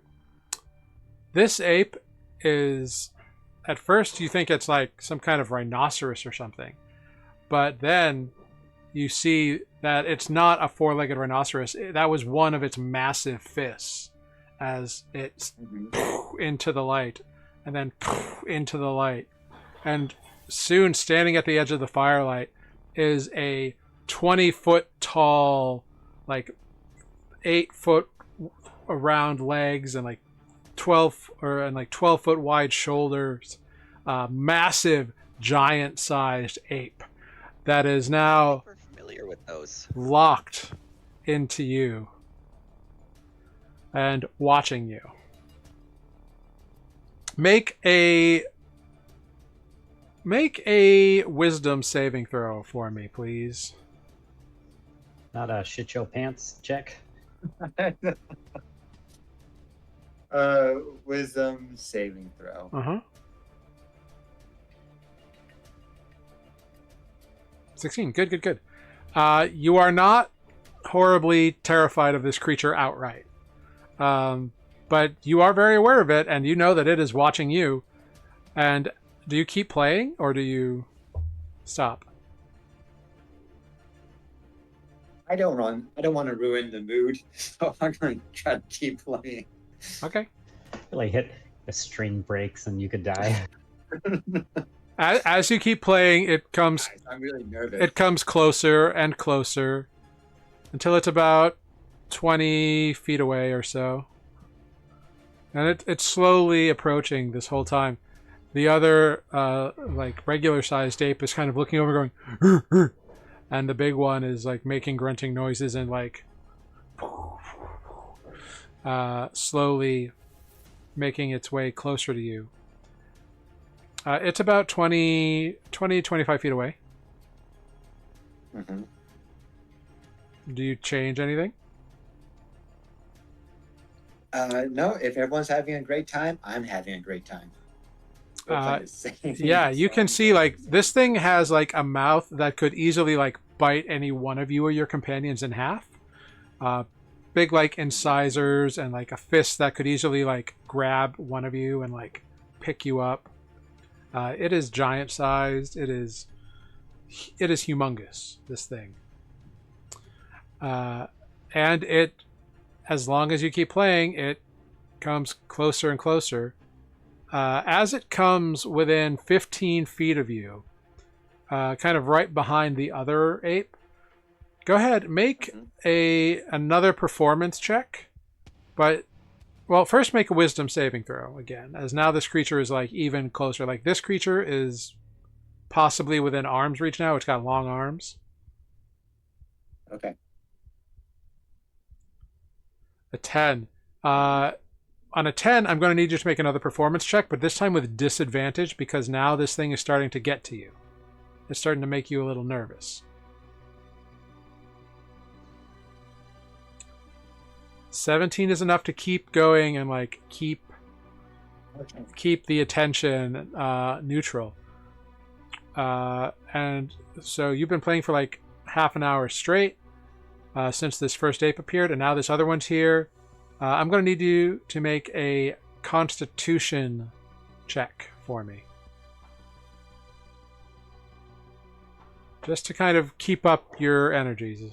I'm sorry, Constitution saving throw or just a check? Just a check. Just a check, okay. Yeah. Great. 17. You're able to keep on going. You have a rapt audience here. What are you going to do?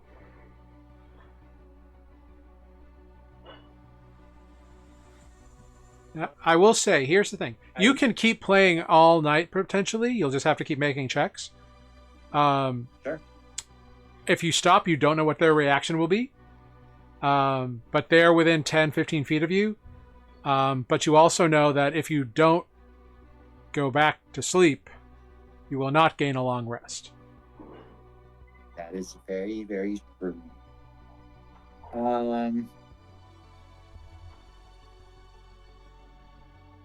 I want to experiment with this sound. So what I want to do is slow the tempo, and the spacing between notes to see if they respond negatively or if they're just getting bored. Make a persuasion Almost check. like I'm playing the last notes of a song, you know? Yeah, make a persuasion check. Persuasion? Yeah. Persuasion through music.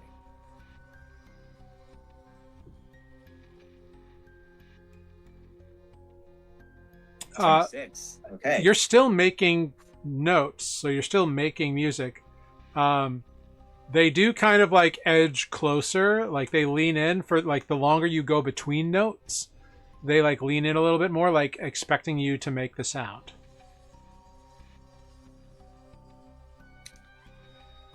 Okay. This is a very enwrapped audience. You've been playing very well. So they're getting closer now? They're like leaning forward. They haven't like, they're not like right next to you, but like they're still like 10, 15 feet away. But they are like leaning close to you. And the big one, like when it leans forward, it feels like it's getting closer. Yeah, of course. You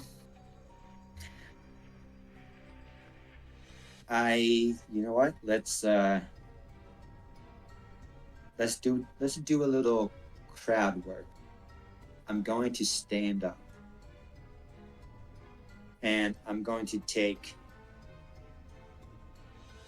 2 steps forward. I think the little one is closer to me. You said, right? Yeah. Okay, so like 2 steps closer towards the little one. Okay, you're 5 feet away How from do it. they respond? Make it. But how do they respond? Make an animal handling check.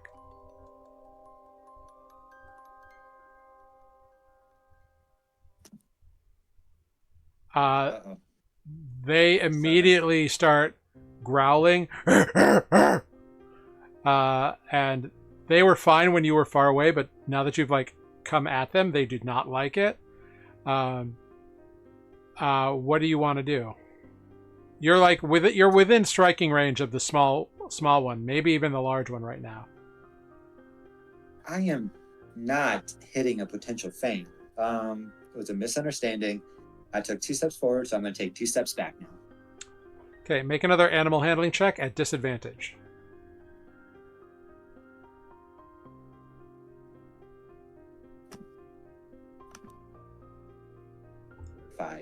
You try to step back, and for whatever reason, they both don't like it.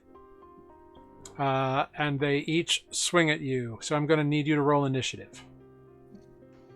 This is the most intense watch I think we've ever had. I really thought I was going to get out of this. This is the watch that never Jared just ends. Well, you He's let like- me know when 4 hours has passed and Selenar awakens from his 3 trance. years of just pretty mundane watches in I'm gonna be comparison, like, and Jared's like, campaign 2's a Renata real and this trip. gorilla are having a thing. Oh my god. Rolled a 1 for initiative. You're gonna wake up to him being a dismembered body with a broken loot scattered across Indeed. the... Possibly. Well, like legs sticking out of his mouth. well, indeed, this is where we find ourselves now. Guard. Yeah, it should be. You're asleep. The giant ape, unsurprisingly, goes first in this moment and just leans over the other ape and smashes towards you with its fist. That is an 18 to hit Yeah, that hits. for 20 bludgeoning damage, God damn. and then a 24 to hit for 23 bludgeoning damage. Yeah, I'm down. Okay, so you all hear the angry screech of a of some kind of like animal. Like, you all are shocked awake, and you hear Renata's scream followed by 2 sickening punches. Renata, you are pummeled into the ground. There on just flat, prone on the ground, spread out, like super in a bad way. So at this point I'm gonna need everyone else to roll initiative.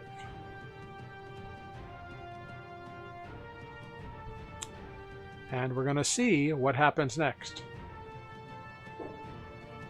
The other ape like grabs at your guitar and just like begins pulling it away from your body, like wanting the thing that made the noise. Mm-hmm. And that ape became the world-renowned bard. And with a 21, the ape's got your guitar now. Oh no. Nanata. You said with a 21? Like, he did a straight athletics check athletics check. to Okay. to pull your guitar off of you. You're also unconscious and prone. I gotta say, probably pretty easy considering I'm sure his grip Yeah. loosened I was the gonna moment say, I his don't think he limp needed to body hit the roll ground. anything. It was more to see not if he grabbed it, but like if he did damage to it. So it sounds like he did damage to it. No, he didn't. It's like, Oh, that's good. So Renata, I'm going to need you to make a death saving throw. So whisper me a d20 roll, if you please. And Corvus, you awake with a start. You are starting initiative here. You use So that's a /GM. /GR, yeah. Oh, GR. Yep, for GM roll. Oh. You pop up out of your bedroll. You have half your movement after you stand up. You take 5 feet to step out of the tent. You got half your movement left. Renata, as you get smashed by this thing, what is the flash of your life that you see in this first moment of unconsciousness?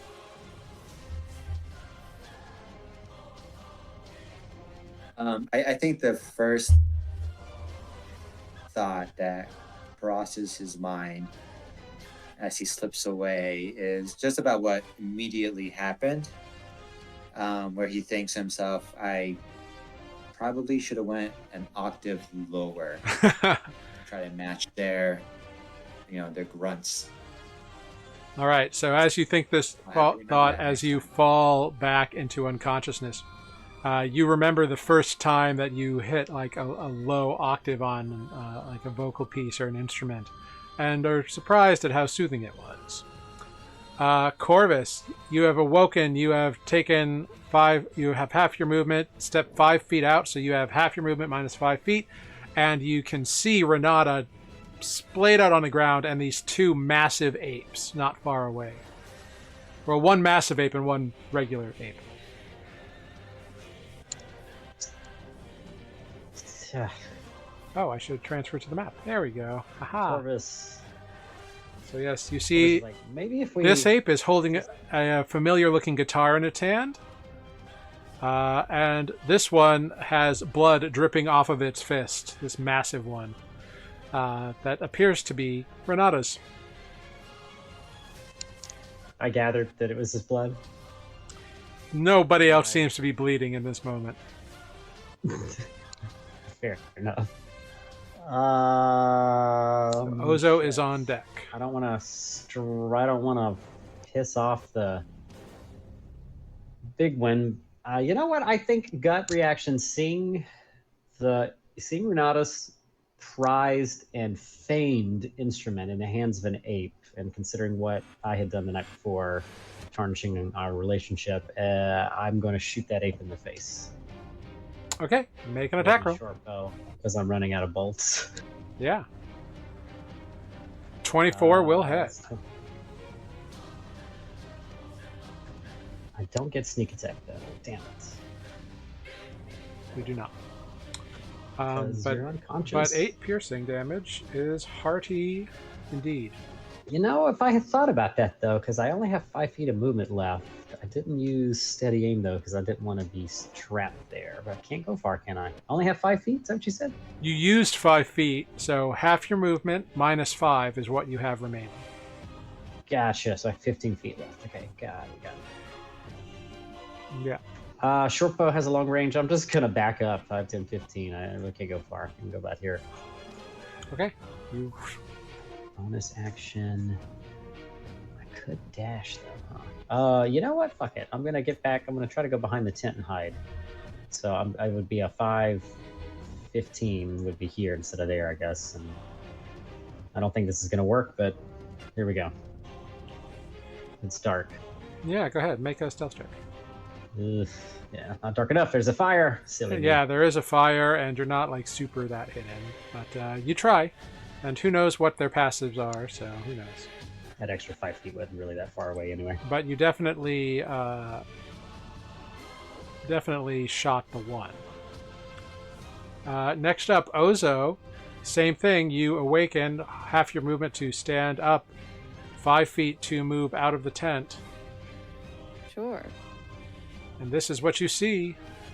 Oh. An ape holding a guitar with an arrow sticking out of its shoulder, and a massive ape, and a bloody, bruised Renata unconscious on the ground. Great. Well, I think I still have 10 feet of movement. Yeah, you had half minus 5, so whatever that is. Yeah, perfect. So I've got enough movement to get over to Renata Friend.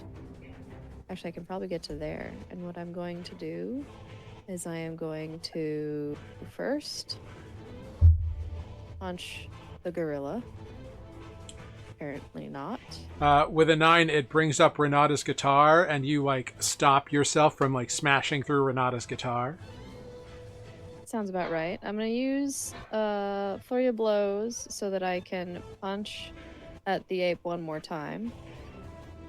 13 will hit. Great. And then I'm gonna use my other thing to do a hand of healing. To Ooh, slap Renata on. max. I'm gonna kick Renata. Yeah, in the max. shoulder and be Max like, kick "Hey." damage. Yeah, max kick healing. Wonderful. Kick that health right into him. Yep. Renata, you gain 9 hit points. You are no longer unconscious, which is great. You're not dead yet. Next And, up, I'm definitely coughing up blood. anything else on your turn, Ozo? No, that's all the things that I was doing. Okay, next Yeah, up is broken our wings. giant ape Lunine. You're on deck, followed by Selenar-ish. Andra is sleeping through all of this. Typical.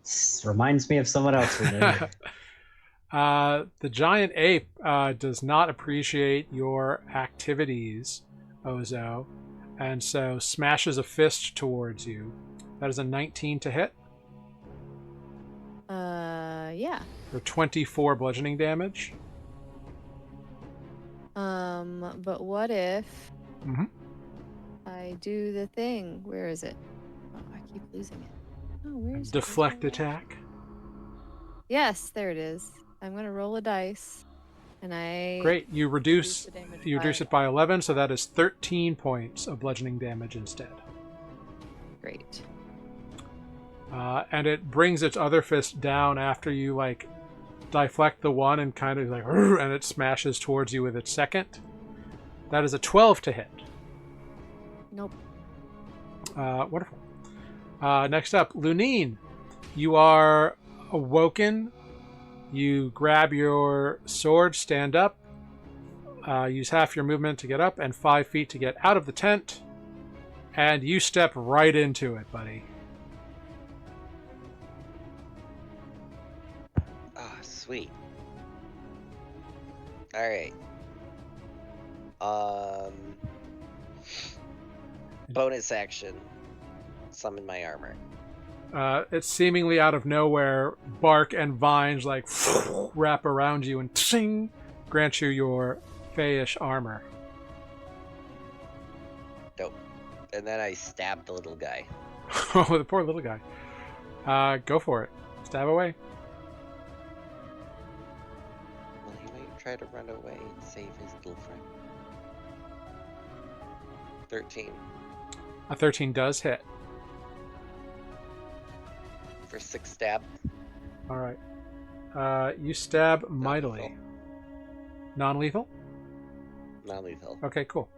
Yeah, you smack it on the side of the face with the flat of your blade, and its head like rocks back and very sad. Anything else on your turn? No. Well, it is now the ape's turn, and it is very angry at you both, but you hit it last, Lunine. So it's going to swing Renata's guitar at you. But with a 9, it whoosh right over your head. And then with a second is a dirty 20 to hit. For 5 points of bludgeoning damage as it smacks you with Renata's guitar. Renata, go ahead. Roll a Constitution saving throw for your guitar. Or a strength save. It's just a straight d20. But it's a DC 5. I'm sorry, it says strength save or constitution saving throw? Well, so it's for the guitar, so just roll a d20 and you need to meet or beat 5. Okay. Okay, the guitar is still good. That was the most stressful DC-5 I have ever witnessed. I'm about to say, we're going to witness a very broken bard in the morning in more ways than we would like to admit. I'm just imagining when I get hit with the guitar, it just makes that cartoon noise. Twang. Yeah, you just got El Kabonged. If anybody's old enough to know that reference. Oh my god. Sorry, I forgot it's battle-like time. Yes. Selenar, you jolt awake. Use half your movement to stand up, 5 feet to step out of your tent, and see the scene before you.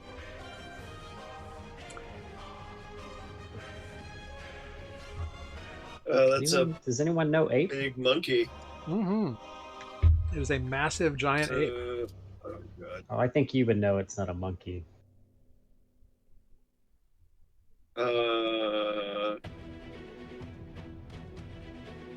Cool. I do what Selenar does and summon a flaming sphere right here behind the ape. Okay. Whoosh. There it is. And then I bonus action just slam it into the ape, and it needs to make a DC 14 dex save. Okay. It fails. Okay. Then it takes this much damage. 7. All right. You singe the tail on the back of its calf. You singe the hair, and it looks down, very angry at the orb of fire. Anything else on your turn? Do I notice now that I have knee-jerk reaction made a fireball that Renata is down?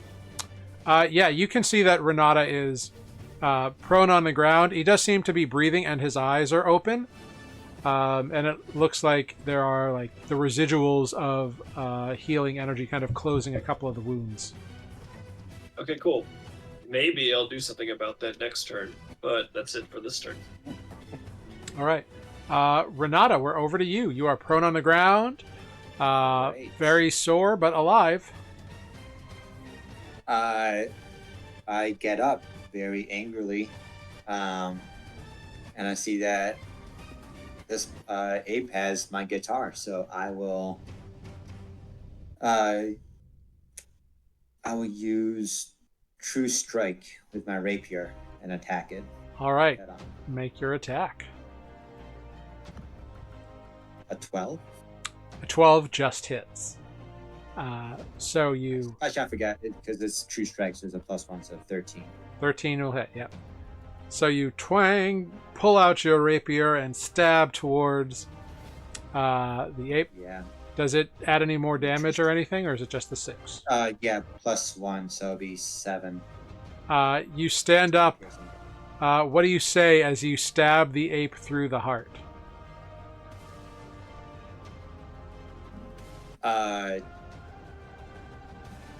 Take your goddamn dirty hands off my guitar. And it does so as it... I'm playing at the apes. Get your hands off my guitar, you damn dirty ape! That's it. There you go. Yeah, indeed, it does so as it falls to the ground and clatters your guitar rolling out of its hand at your feet. Can I pick it up? Sure. And free action, give it a hug. You can hug it. It's fine. All right. Mere feet away from the element of your demise. Yes, indeed. Anything else on your turn, Renata?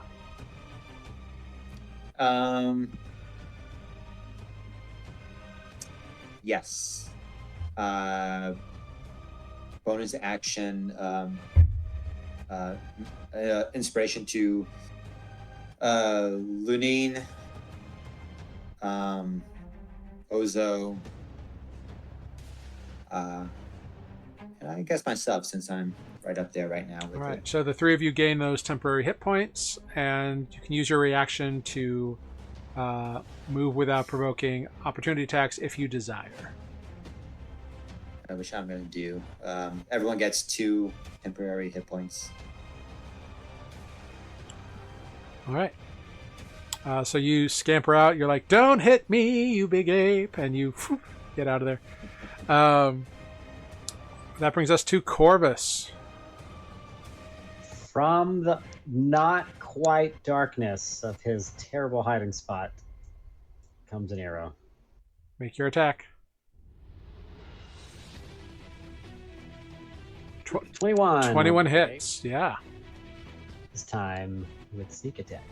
With all the light in here, it is not too dangerous. Yeah. 9. That was a really weak sneak attack. So your arrow flies and like sticks into its like massive pectoral muscle, and it just goes "Arr!" and like smashes the arrow off. It might have seen me then, so this time I am gonna hide for reals. I can't even see me, so that's how I know I'm hidden. Go I ahead. don't know where Corvus Go is, ahead. but Make keep in mind this a stealth orb check. does make a bunch of light. Yeah, it should be included in the emission of things. Okay. Well, it's also behind the ape, and I'm on the other side, so I. Anyway. Yeah. Behind a Okay. tent. Yeah. So can't you see fire myself. and like disappear into the darkness. Very nice. Ozo, we're over to you.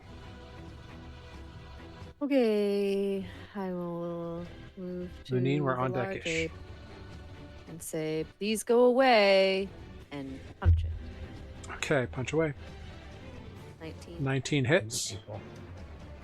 I will punch it again. That time is only an 8. An 8. You reach up, like the first punch, you like get it in the side of the knee, and it kind of like, "Urgh!" The second one, you punch like straight forward into like a massive muscly quad of this creature, and it's just like hitting a side of a slab of beef. It is just poof, muscle and not much else. Cool. Please go away. Do you want to make an animal handling check Sure. at disadvantage? Yeah.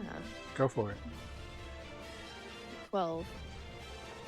You speak to it in this like calming voice. It looks down at you, but it seems enraged by the death of its companion. That's valid. What a dark turn this took. And indeed, it smashes its fist towards you, Ozo. That's a Yep. 13 to hit, Nope.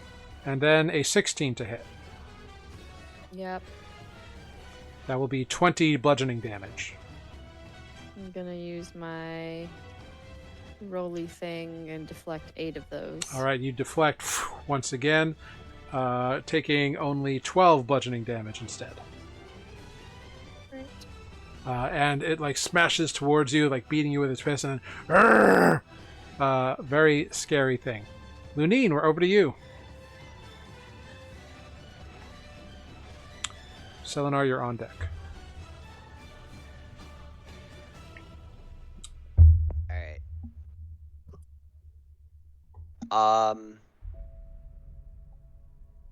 You said it's 20 feet tall, right? Yeah, it's massive. Alright, I'm gonna 5, 10, 15, 20, 25, 30? Just going around. There's some bushes and rough terrain there, so you'll probably end up about there. Oh. Okay, that's fine. I just wanted to, like, move towards its back? Question mark. Yeah, I mean, like, it's aware of you. It's keeping an eye on, like, everybody around it, but yeah, go for it. I wanted a better angle. Sure, yeah. And then I'm gonna trickster step, and I want to see if I can, like, teleport and then jab my short sword into its back and kind of hang on. Okay, so you'll make the attack at advantage, and then I'd say it's to, like, stab in and hang on. That's gonna be a strength check, and it's gonna be pretty high. But yeah, you can try. Give it a shot. Yeah.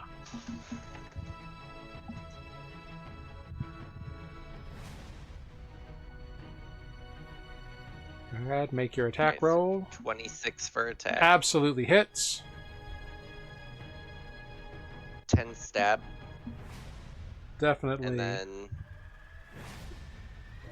then go ahead. Just make a strength check, or an athletics check, even to like get your sword in deep enough and be able to hold on to it. It's gonna be like an 18. Oh wait, second wind. I can use that on checks. Oh.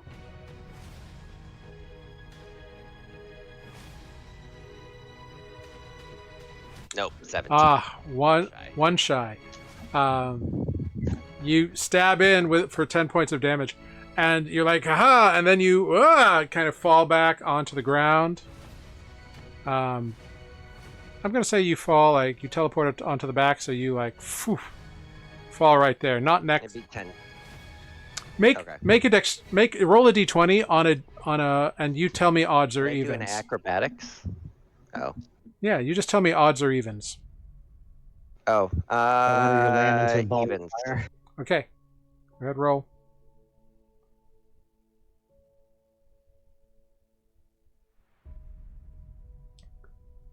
Evens, you do not land in the ball of fire. Great, you are not next to it. Yes. So you are all good. All right. All right, wonderful. Next up, Selenar. It is your turn. Seldar will summon flame Okay. in one hand. And then bonus action, roll the ball of death into the back of the dude again. Yeah. It fails once again. Okay. Then that dude gets to take this much damage. 9 fire damage. All right. Yeah, it is getting very angry. Cool. That's it. Anything else? No? All right. Renata, over to you. Awesome. I'm going to cast Insane and Bane on it. Okay. It is Bane. It makes a saving throw. Yep. Just a second. Charisma 13. Ooh, okay. It is not very charismatic, and it does not make the save. Yes, it is Bane. So it is baned. Yep. So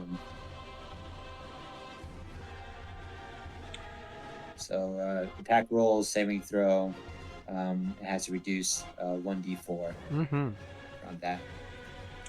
All right. That was my action, and I'm okay where I am. That's it. That's my turn. All right, Corvus, we are over to you. Jared, I'm an idiot. Yeah. And Oh, I'm so if the giant ape ended its turn within 5 feet of the sphere, Ah, yes. it needs to take another save. Oh, right. Let's do it. Yeah, I completely forgot, wasn't paying attention. It failed. Go ahead, roll that extra damage. Okay, so it would have taken another 9 damage just for being around the sphere and not moving. All right. Yeah, it's learned a lesson now. All right, Corvus, over to you. Very nice. I shot the other ape twice and this ape once, right? Correct. Well, sorry, yes. About to be twice. Okay. Just for, for everyone following along at home, I'll actually do the thing where I step out where I can see. 18. Oh, 18 will if hit. only I had used steady aim. How did I I not thought you do were that? hidden. No? Oh, Oh, you were hidden, so you did have advantage. So the natural 20 Thank you. is correct. Thank you. Yeah, it did not Excellent. see you. You beat its passive. Oh. Holy bananas. That's hot. That is 14, 24, 27 points of damage as you shoot So your sharp. arrow right into the neck of this giant ape, and it bellows in pain. Very upset with its position in life at the moment. This time, I'm going to go over here and hide. Yeah, you hide behind the next thing. Very cool. A 17. Okay, great. Ozo, we're over to you. You see this thing like grab the arrow in its neck and like pull it out. Cool. Well, gonna just keep punching and kicking, and I'm gonna just use another flurry of blows. Yeah, a 9 doesn't do much to it. That's fine. Oh, that didn't roll for some reason. What if I roll this one? That rolled. 16 will hit it for 5. Great. And then what about an 11? Bounces. You're hit the side of beef again. It's not hard to hit, but it is hard to damage. Yep. Now, please to go away. Yeah, it is full on rage mode. It is going to get away from the fire. It doesn't like that. And it just moves over here. So, Lunine, you get an attack of opportunity on it. If you want to take one. Yeah, do it. A natural 20.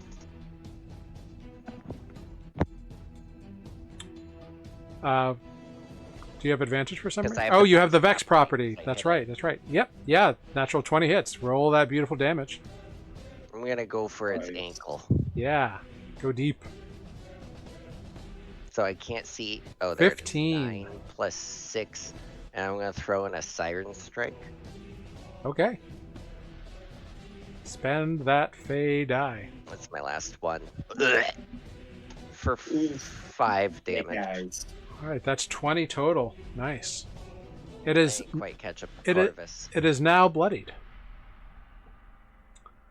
Well, Corvus, that was my one shot to damage you this match. Yeah. It.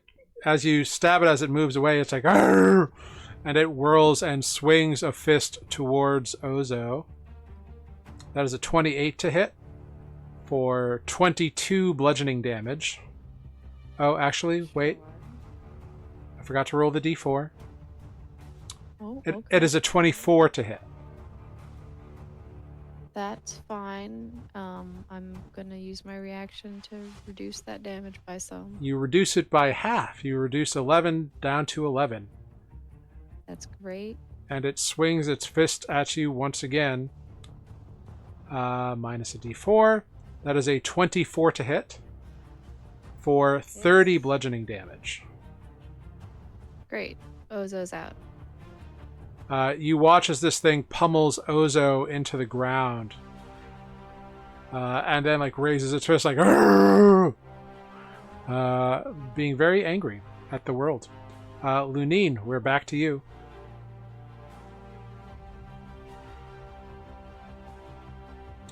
Selenar's on deck.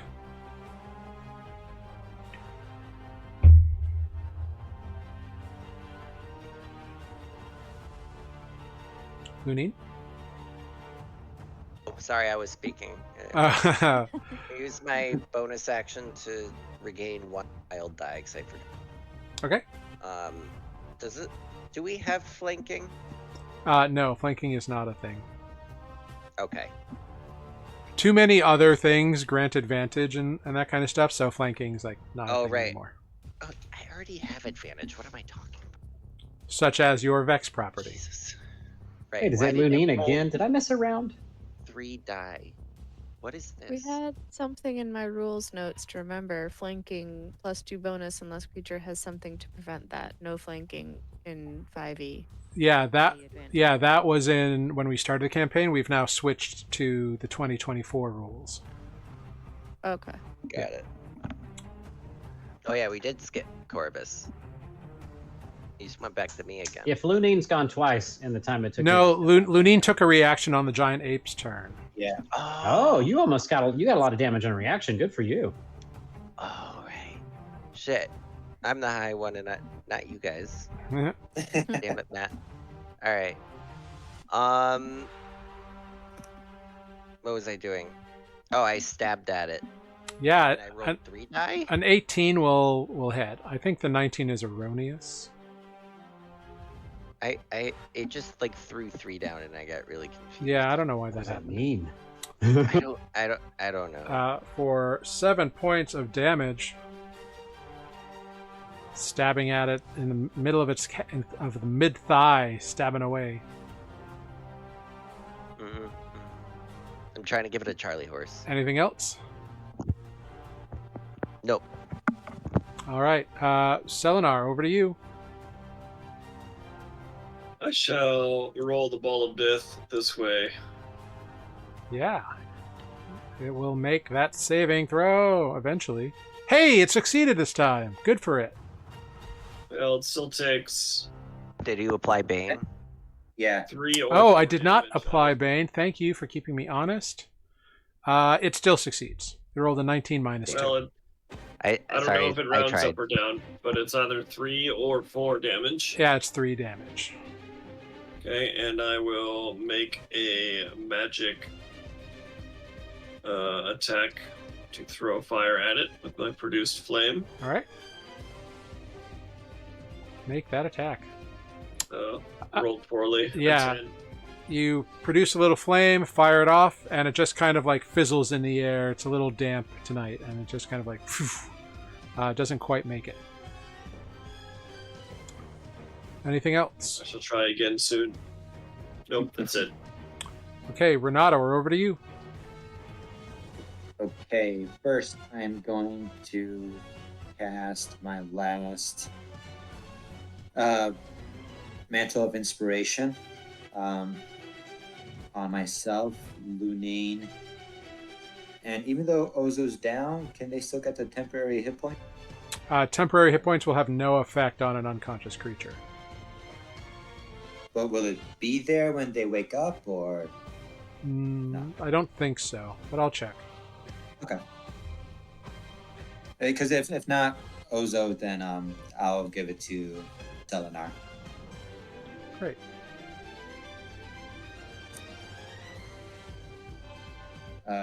Lunine, you get 6 temporary hit points.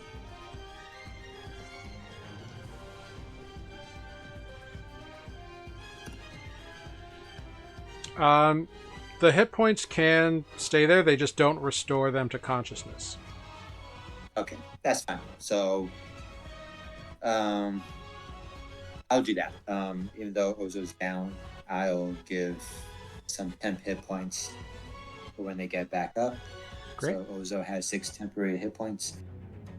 I'm going to use my reaction to run away without provoking an opportunity attack. Okay. 30. Okay. And now I see that it's right next to the campfire. So I want to try this spell that I haven't had an opportunity to do so before. It is called Pyrotechnics. I renamed it to Rammstein Pyrotechnics. And there it is. I'll just throw it up on this. Oops. So basically what I'm doing is I'm going to use some of that fire from the campfire and just let it explode on the ape. So are you using the fireworks option? Yes. Great. Selenar, I also need you to make a Constitution saving throw.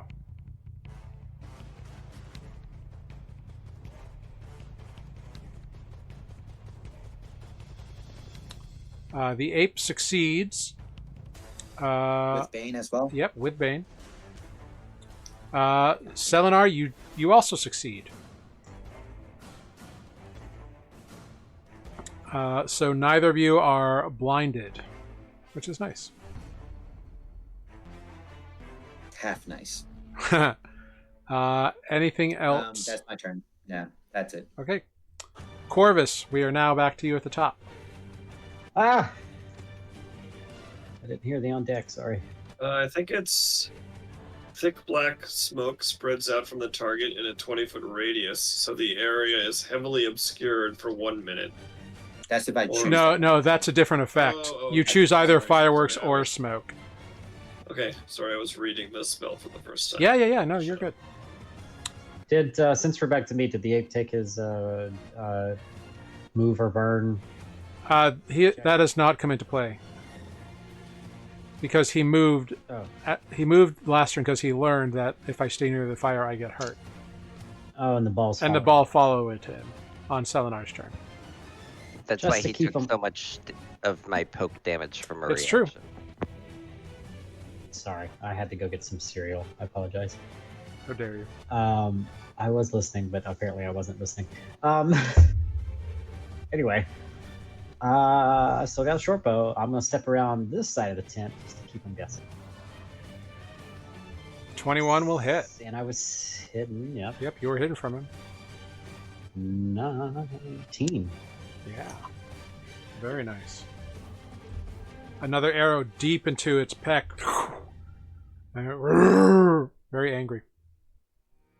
And then I don't know, just keeping it interesting. I'm just gonna like, poof, he's gonna see a flash of darkness as I go behind this. Okay, make another stealth check. 27, very nice. All right, over to Ozo. I am part of the tent. Ozo, go ahead, roll me a private d20 and tell me what is the flash of your life that you see in this moment of unconsciousness.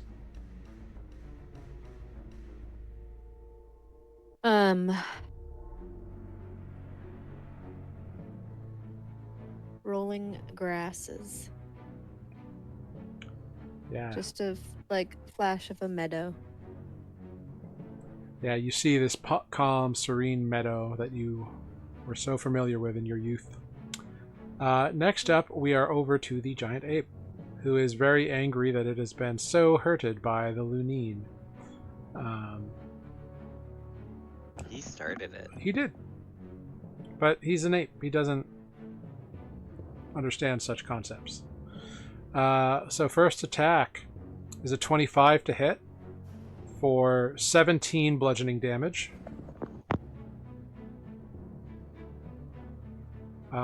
Second attack is a 26 to hit for 21 bludgeoning damage. Down. When he hits hard. You watch Lunine fall. Oh, listen, I love me a giant ape. I love that polymorph. And then the creature moves up here in order to get away from the flaming ball. Kind of heading in your direction, Selenar. Lunine, go ahead, roll me a private d20 and tell me what you see in this moment of unconsciousness.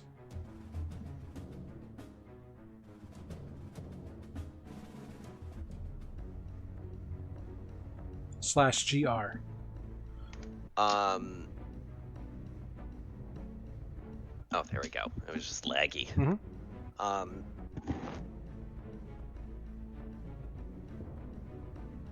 I think he's just trying, just walking through the endless corridors at home. Yeah. Seeing all these hallways and doors that you grew up with, racing through them, just perpetually going and going and going. Selenar, we're over to you.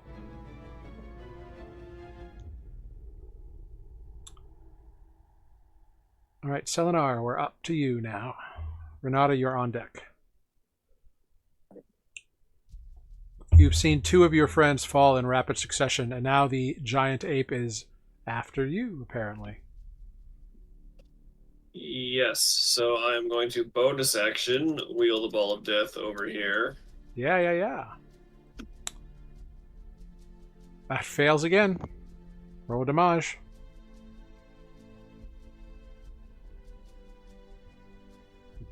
Oh my god. 2. Okay. Double 1 on 2d6. Lame. Sometimes it happens. And I will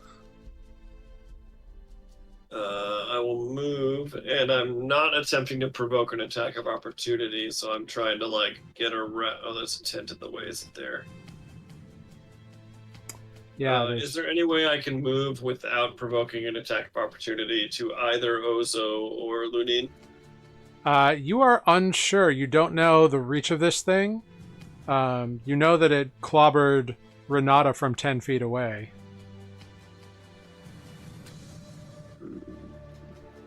If you have healing word, that's a distance one. I know, but it doesn't do as much as Cure Wounds. How many hits for in the 20s? Cure wounds. It does more now, though, I think, right? They buffed healing word a bit. Yeah, they They did. did, but it's He can It's still still- one-shot us regardless. It's just keeping us from That's- death's door is the thing. True, I mean, true, if true, I could, healing word does 2d4 and Cure Wounds. I mean, does- here's the thing. If you get either of those up, they both go before the giant ape. Yeah, that's usually what it comes down to. yeah. They'll still go Alright. down if they get hit, but they'll have So one more turn. I will use my regular action to healing word Ozo, All right, go ahead. Roll for Ozo. and I'm rolling at 2nd level, so Ozo gets 13 health. Nice. Ozo, you are no longer unconscious Yay. as Selenar's druidic energies spring up around you and heal your body back from the brink. Nice. Anything else, Selenar? I don't think I can do. I know I have movement, but I can't. I'm not gonna move away. Okay. So no, I'll clench my butt. Renata, we're up to you. Bonus action, I'm going to use healing word at 2nd level on Lunin. Okay. So Lunin, you got 14. Or I guess Ozo goes before the giant ape. All right. Lunin is no longer unconscious, just prone on the ground. 14 healing damage.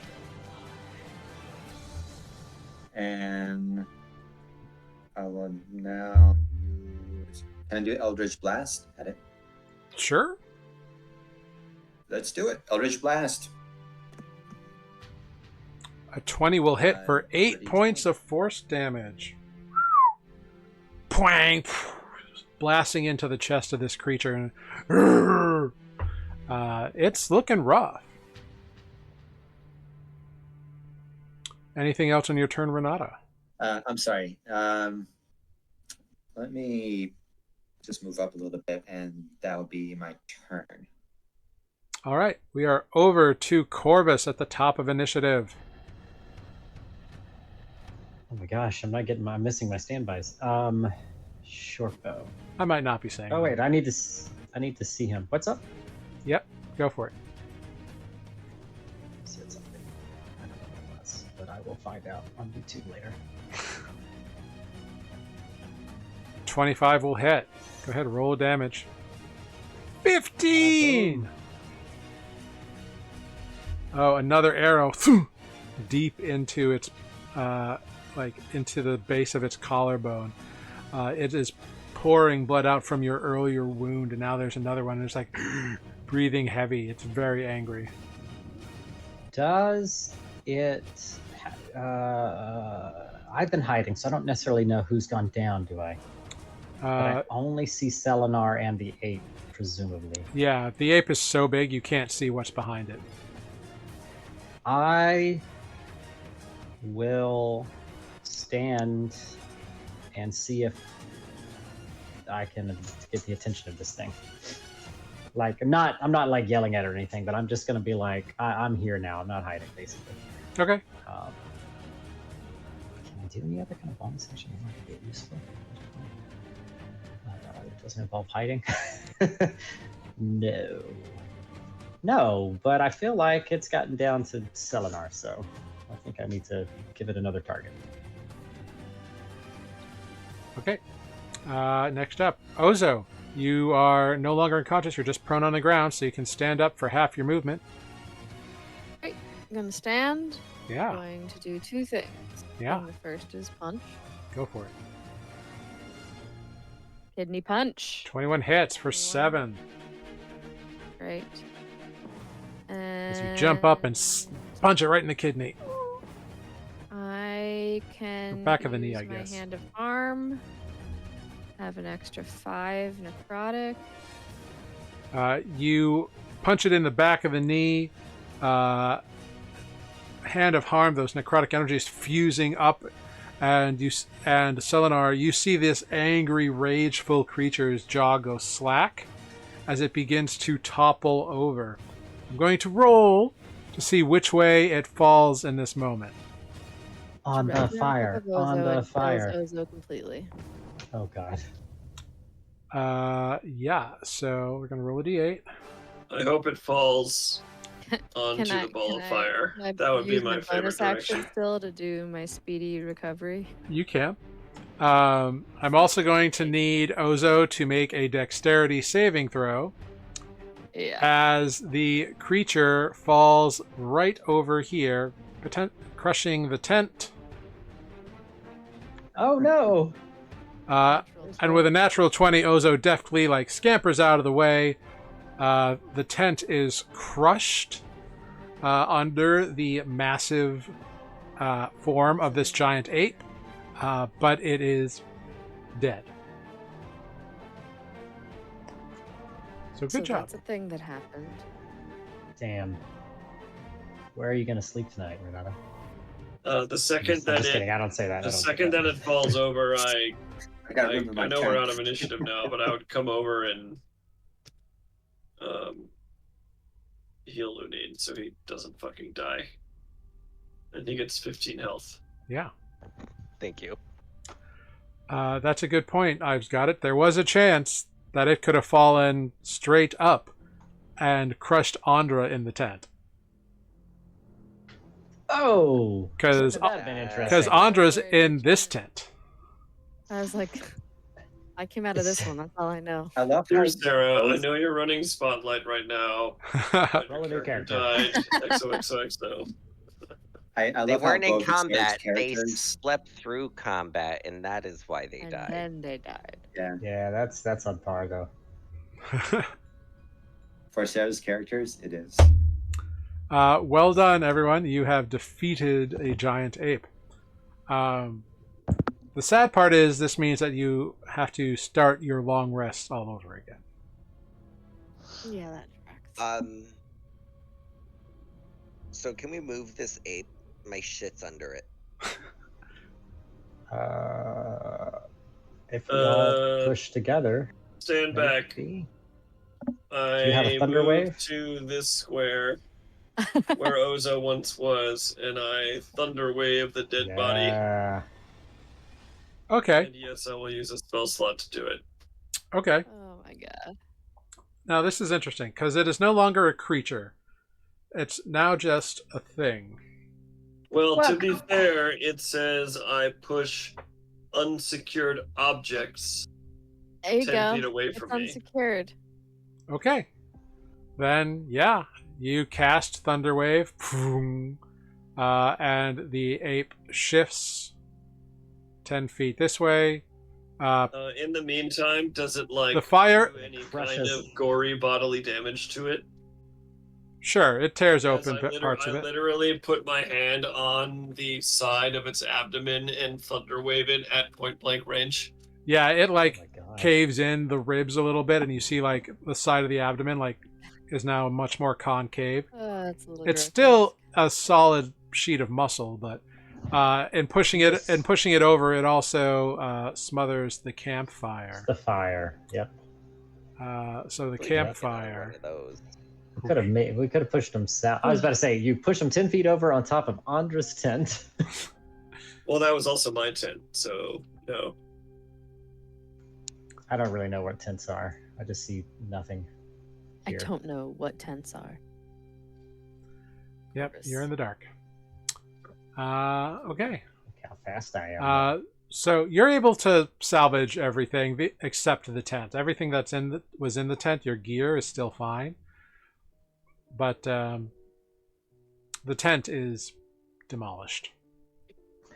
All How right, many then I will pull out my spare hammock. There you go. Yeah. I would like to evaluate the state of the canvas on that tent? Is it just the... Basically, Selenar is trying to be like, could the surface of the tent still be used as a structure? Is this repairable in some way? Fabric. Go ahead, make an investigation check. Okay, sure. Could it be a survival check instead? No, because you're actively looking at the damage of this thing. All right. Well, it definitely can be fixed. 100%. On a natural one, 100%. this thing is perfectly viable.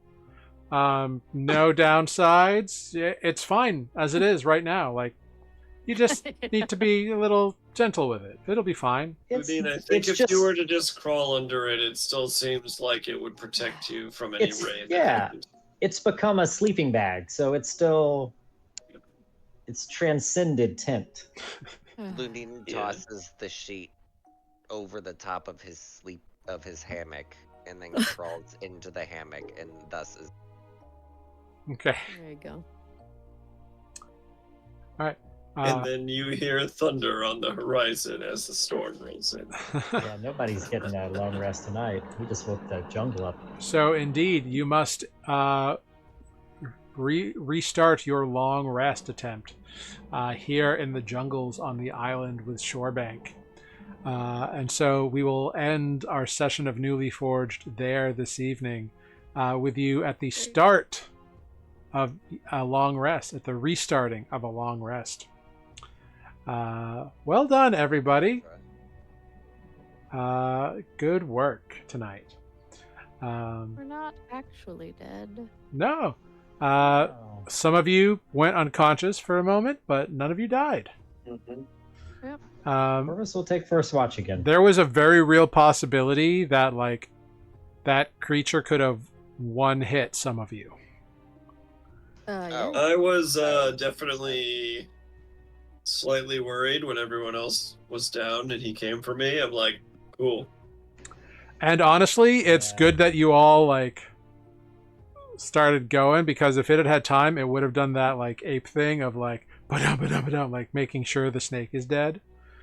So, good on, like, being actively engaged in keeping one another alive and up. So good job. Wonderful. No duh. Yeah. Well, thank you all very much for playing. I hope you had fun this evening, and thank you, everyone who stuck with us this evening. Thank you, Skylar, for giving us a raid this evening with your lovely Steamerai. Thank you, I've Got It, best mod on Twitch.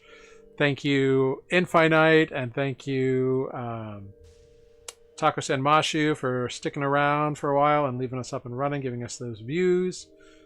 Thank you, Deviant Drake, and everybody else who came in and said hello. Such a great time. Thank you, I've Got It, and NYC Zombie for resubscribing as well. It was an eventful night on the notifications. So let's all go around and say our goodbyes, and I'll figure out who we're going to raid this morning, or this evening, whatever. Oh yes, nobody picked this name was also in chat at some point. I saw them. Man, we saw them. I did say everybody else who I forgot. All right. Anyway, one. Hey, shut up. I can remember only so much. So let's go around and say our goodbyes. Let's start with Selenar. Hello. Goodbye, I'm Jeff. I am playing Selenar. And we'll do it again next week. See you there. Thank you so much. And Renata. I'm Renata/Mike. Thank you for watching. I tried to be George of the Jungle here. Didn't work out, but there's always next week. Very true. Thank you very much. Next up, we got Ozo. Yo, I'm Ozo, played by Amber, and this is all true. punching. I love that punching can heal, hurt, and also make less damage. Wonderful. Yeah. That's my new favorite. It's a fun thing. And soon ghosts. I cannot wait to punch ghosts. Oh my god. It's going to be a fun time. Thank you so much. Next up, we've got Lunine. Thanks for watching. I'm Lunine. I hate spring. Poor Tanner. Congestion, man. See you next week. Feel better, buddy. I'm gonna buy so much Mucinex tomorrow. Oh, delicious. Fair. I can't wait. Well, That thank was me. you. Like I think last week I could barely see. Oh, see, I was Gucci last week, and then like over the weekend, it just like hit me like a freight truck. Rough, dude. Well, next up we got Corvus. Yo, that's me, played by me, who was also played by me. Layers Are to you? Corvus.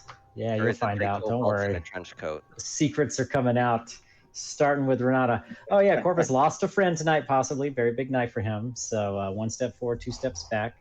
No one wants to talk to him. Yeah, so he's gonna be moody, I guess, about that. Anyway, he's still got a tent, so he's happy about that. Tune in next week as you watch him sleep. Wow. Wonderful. Peacefully. Well, thank you so much. And I have been Jared, your humble dungeon master here on Nuuli Forged.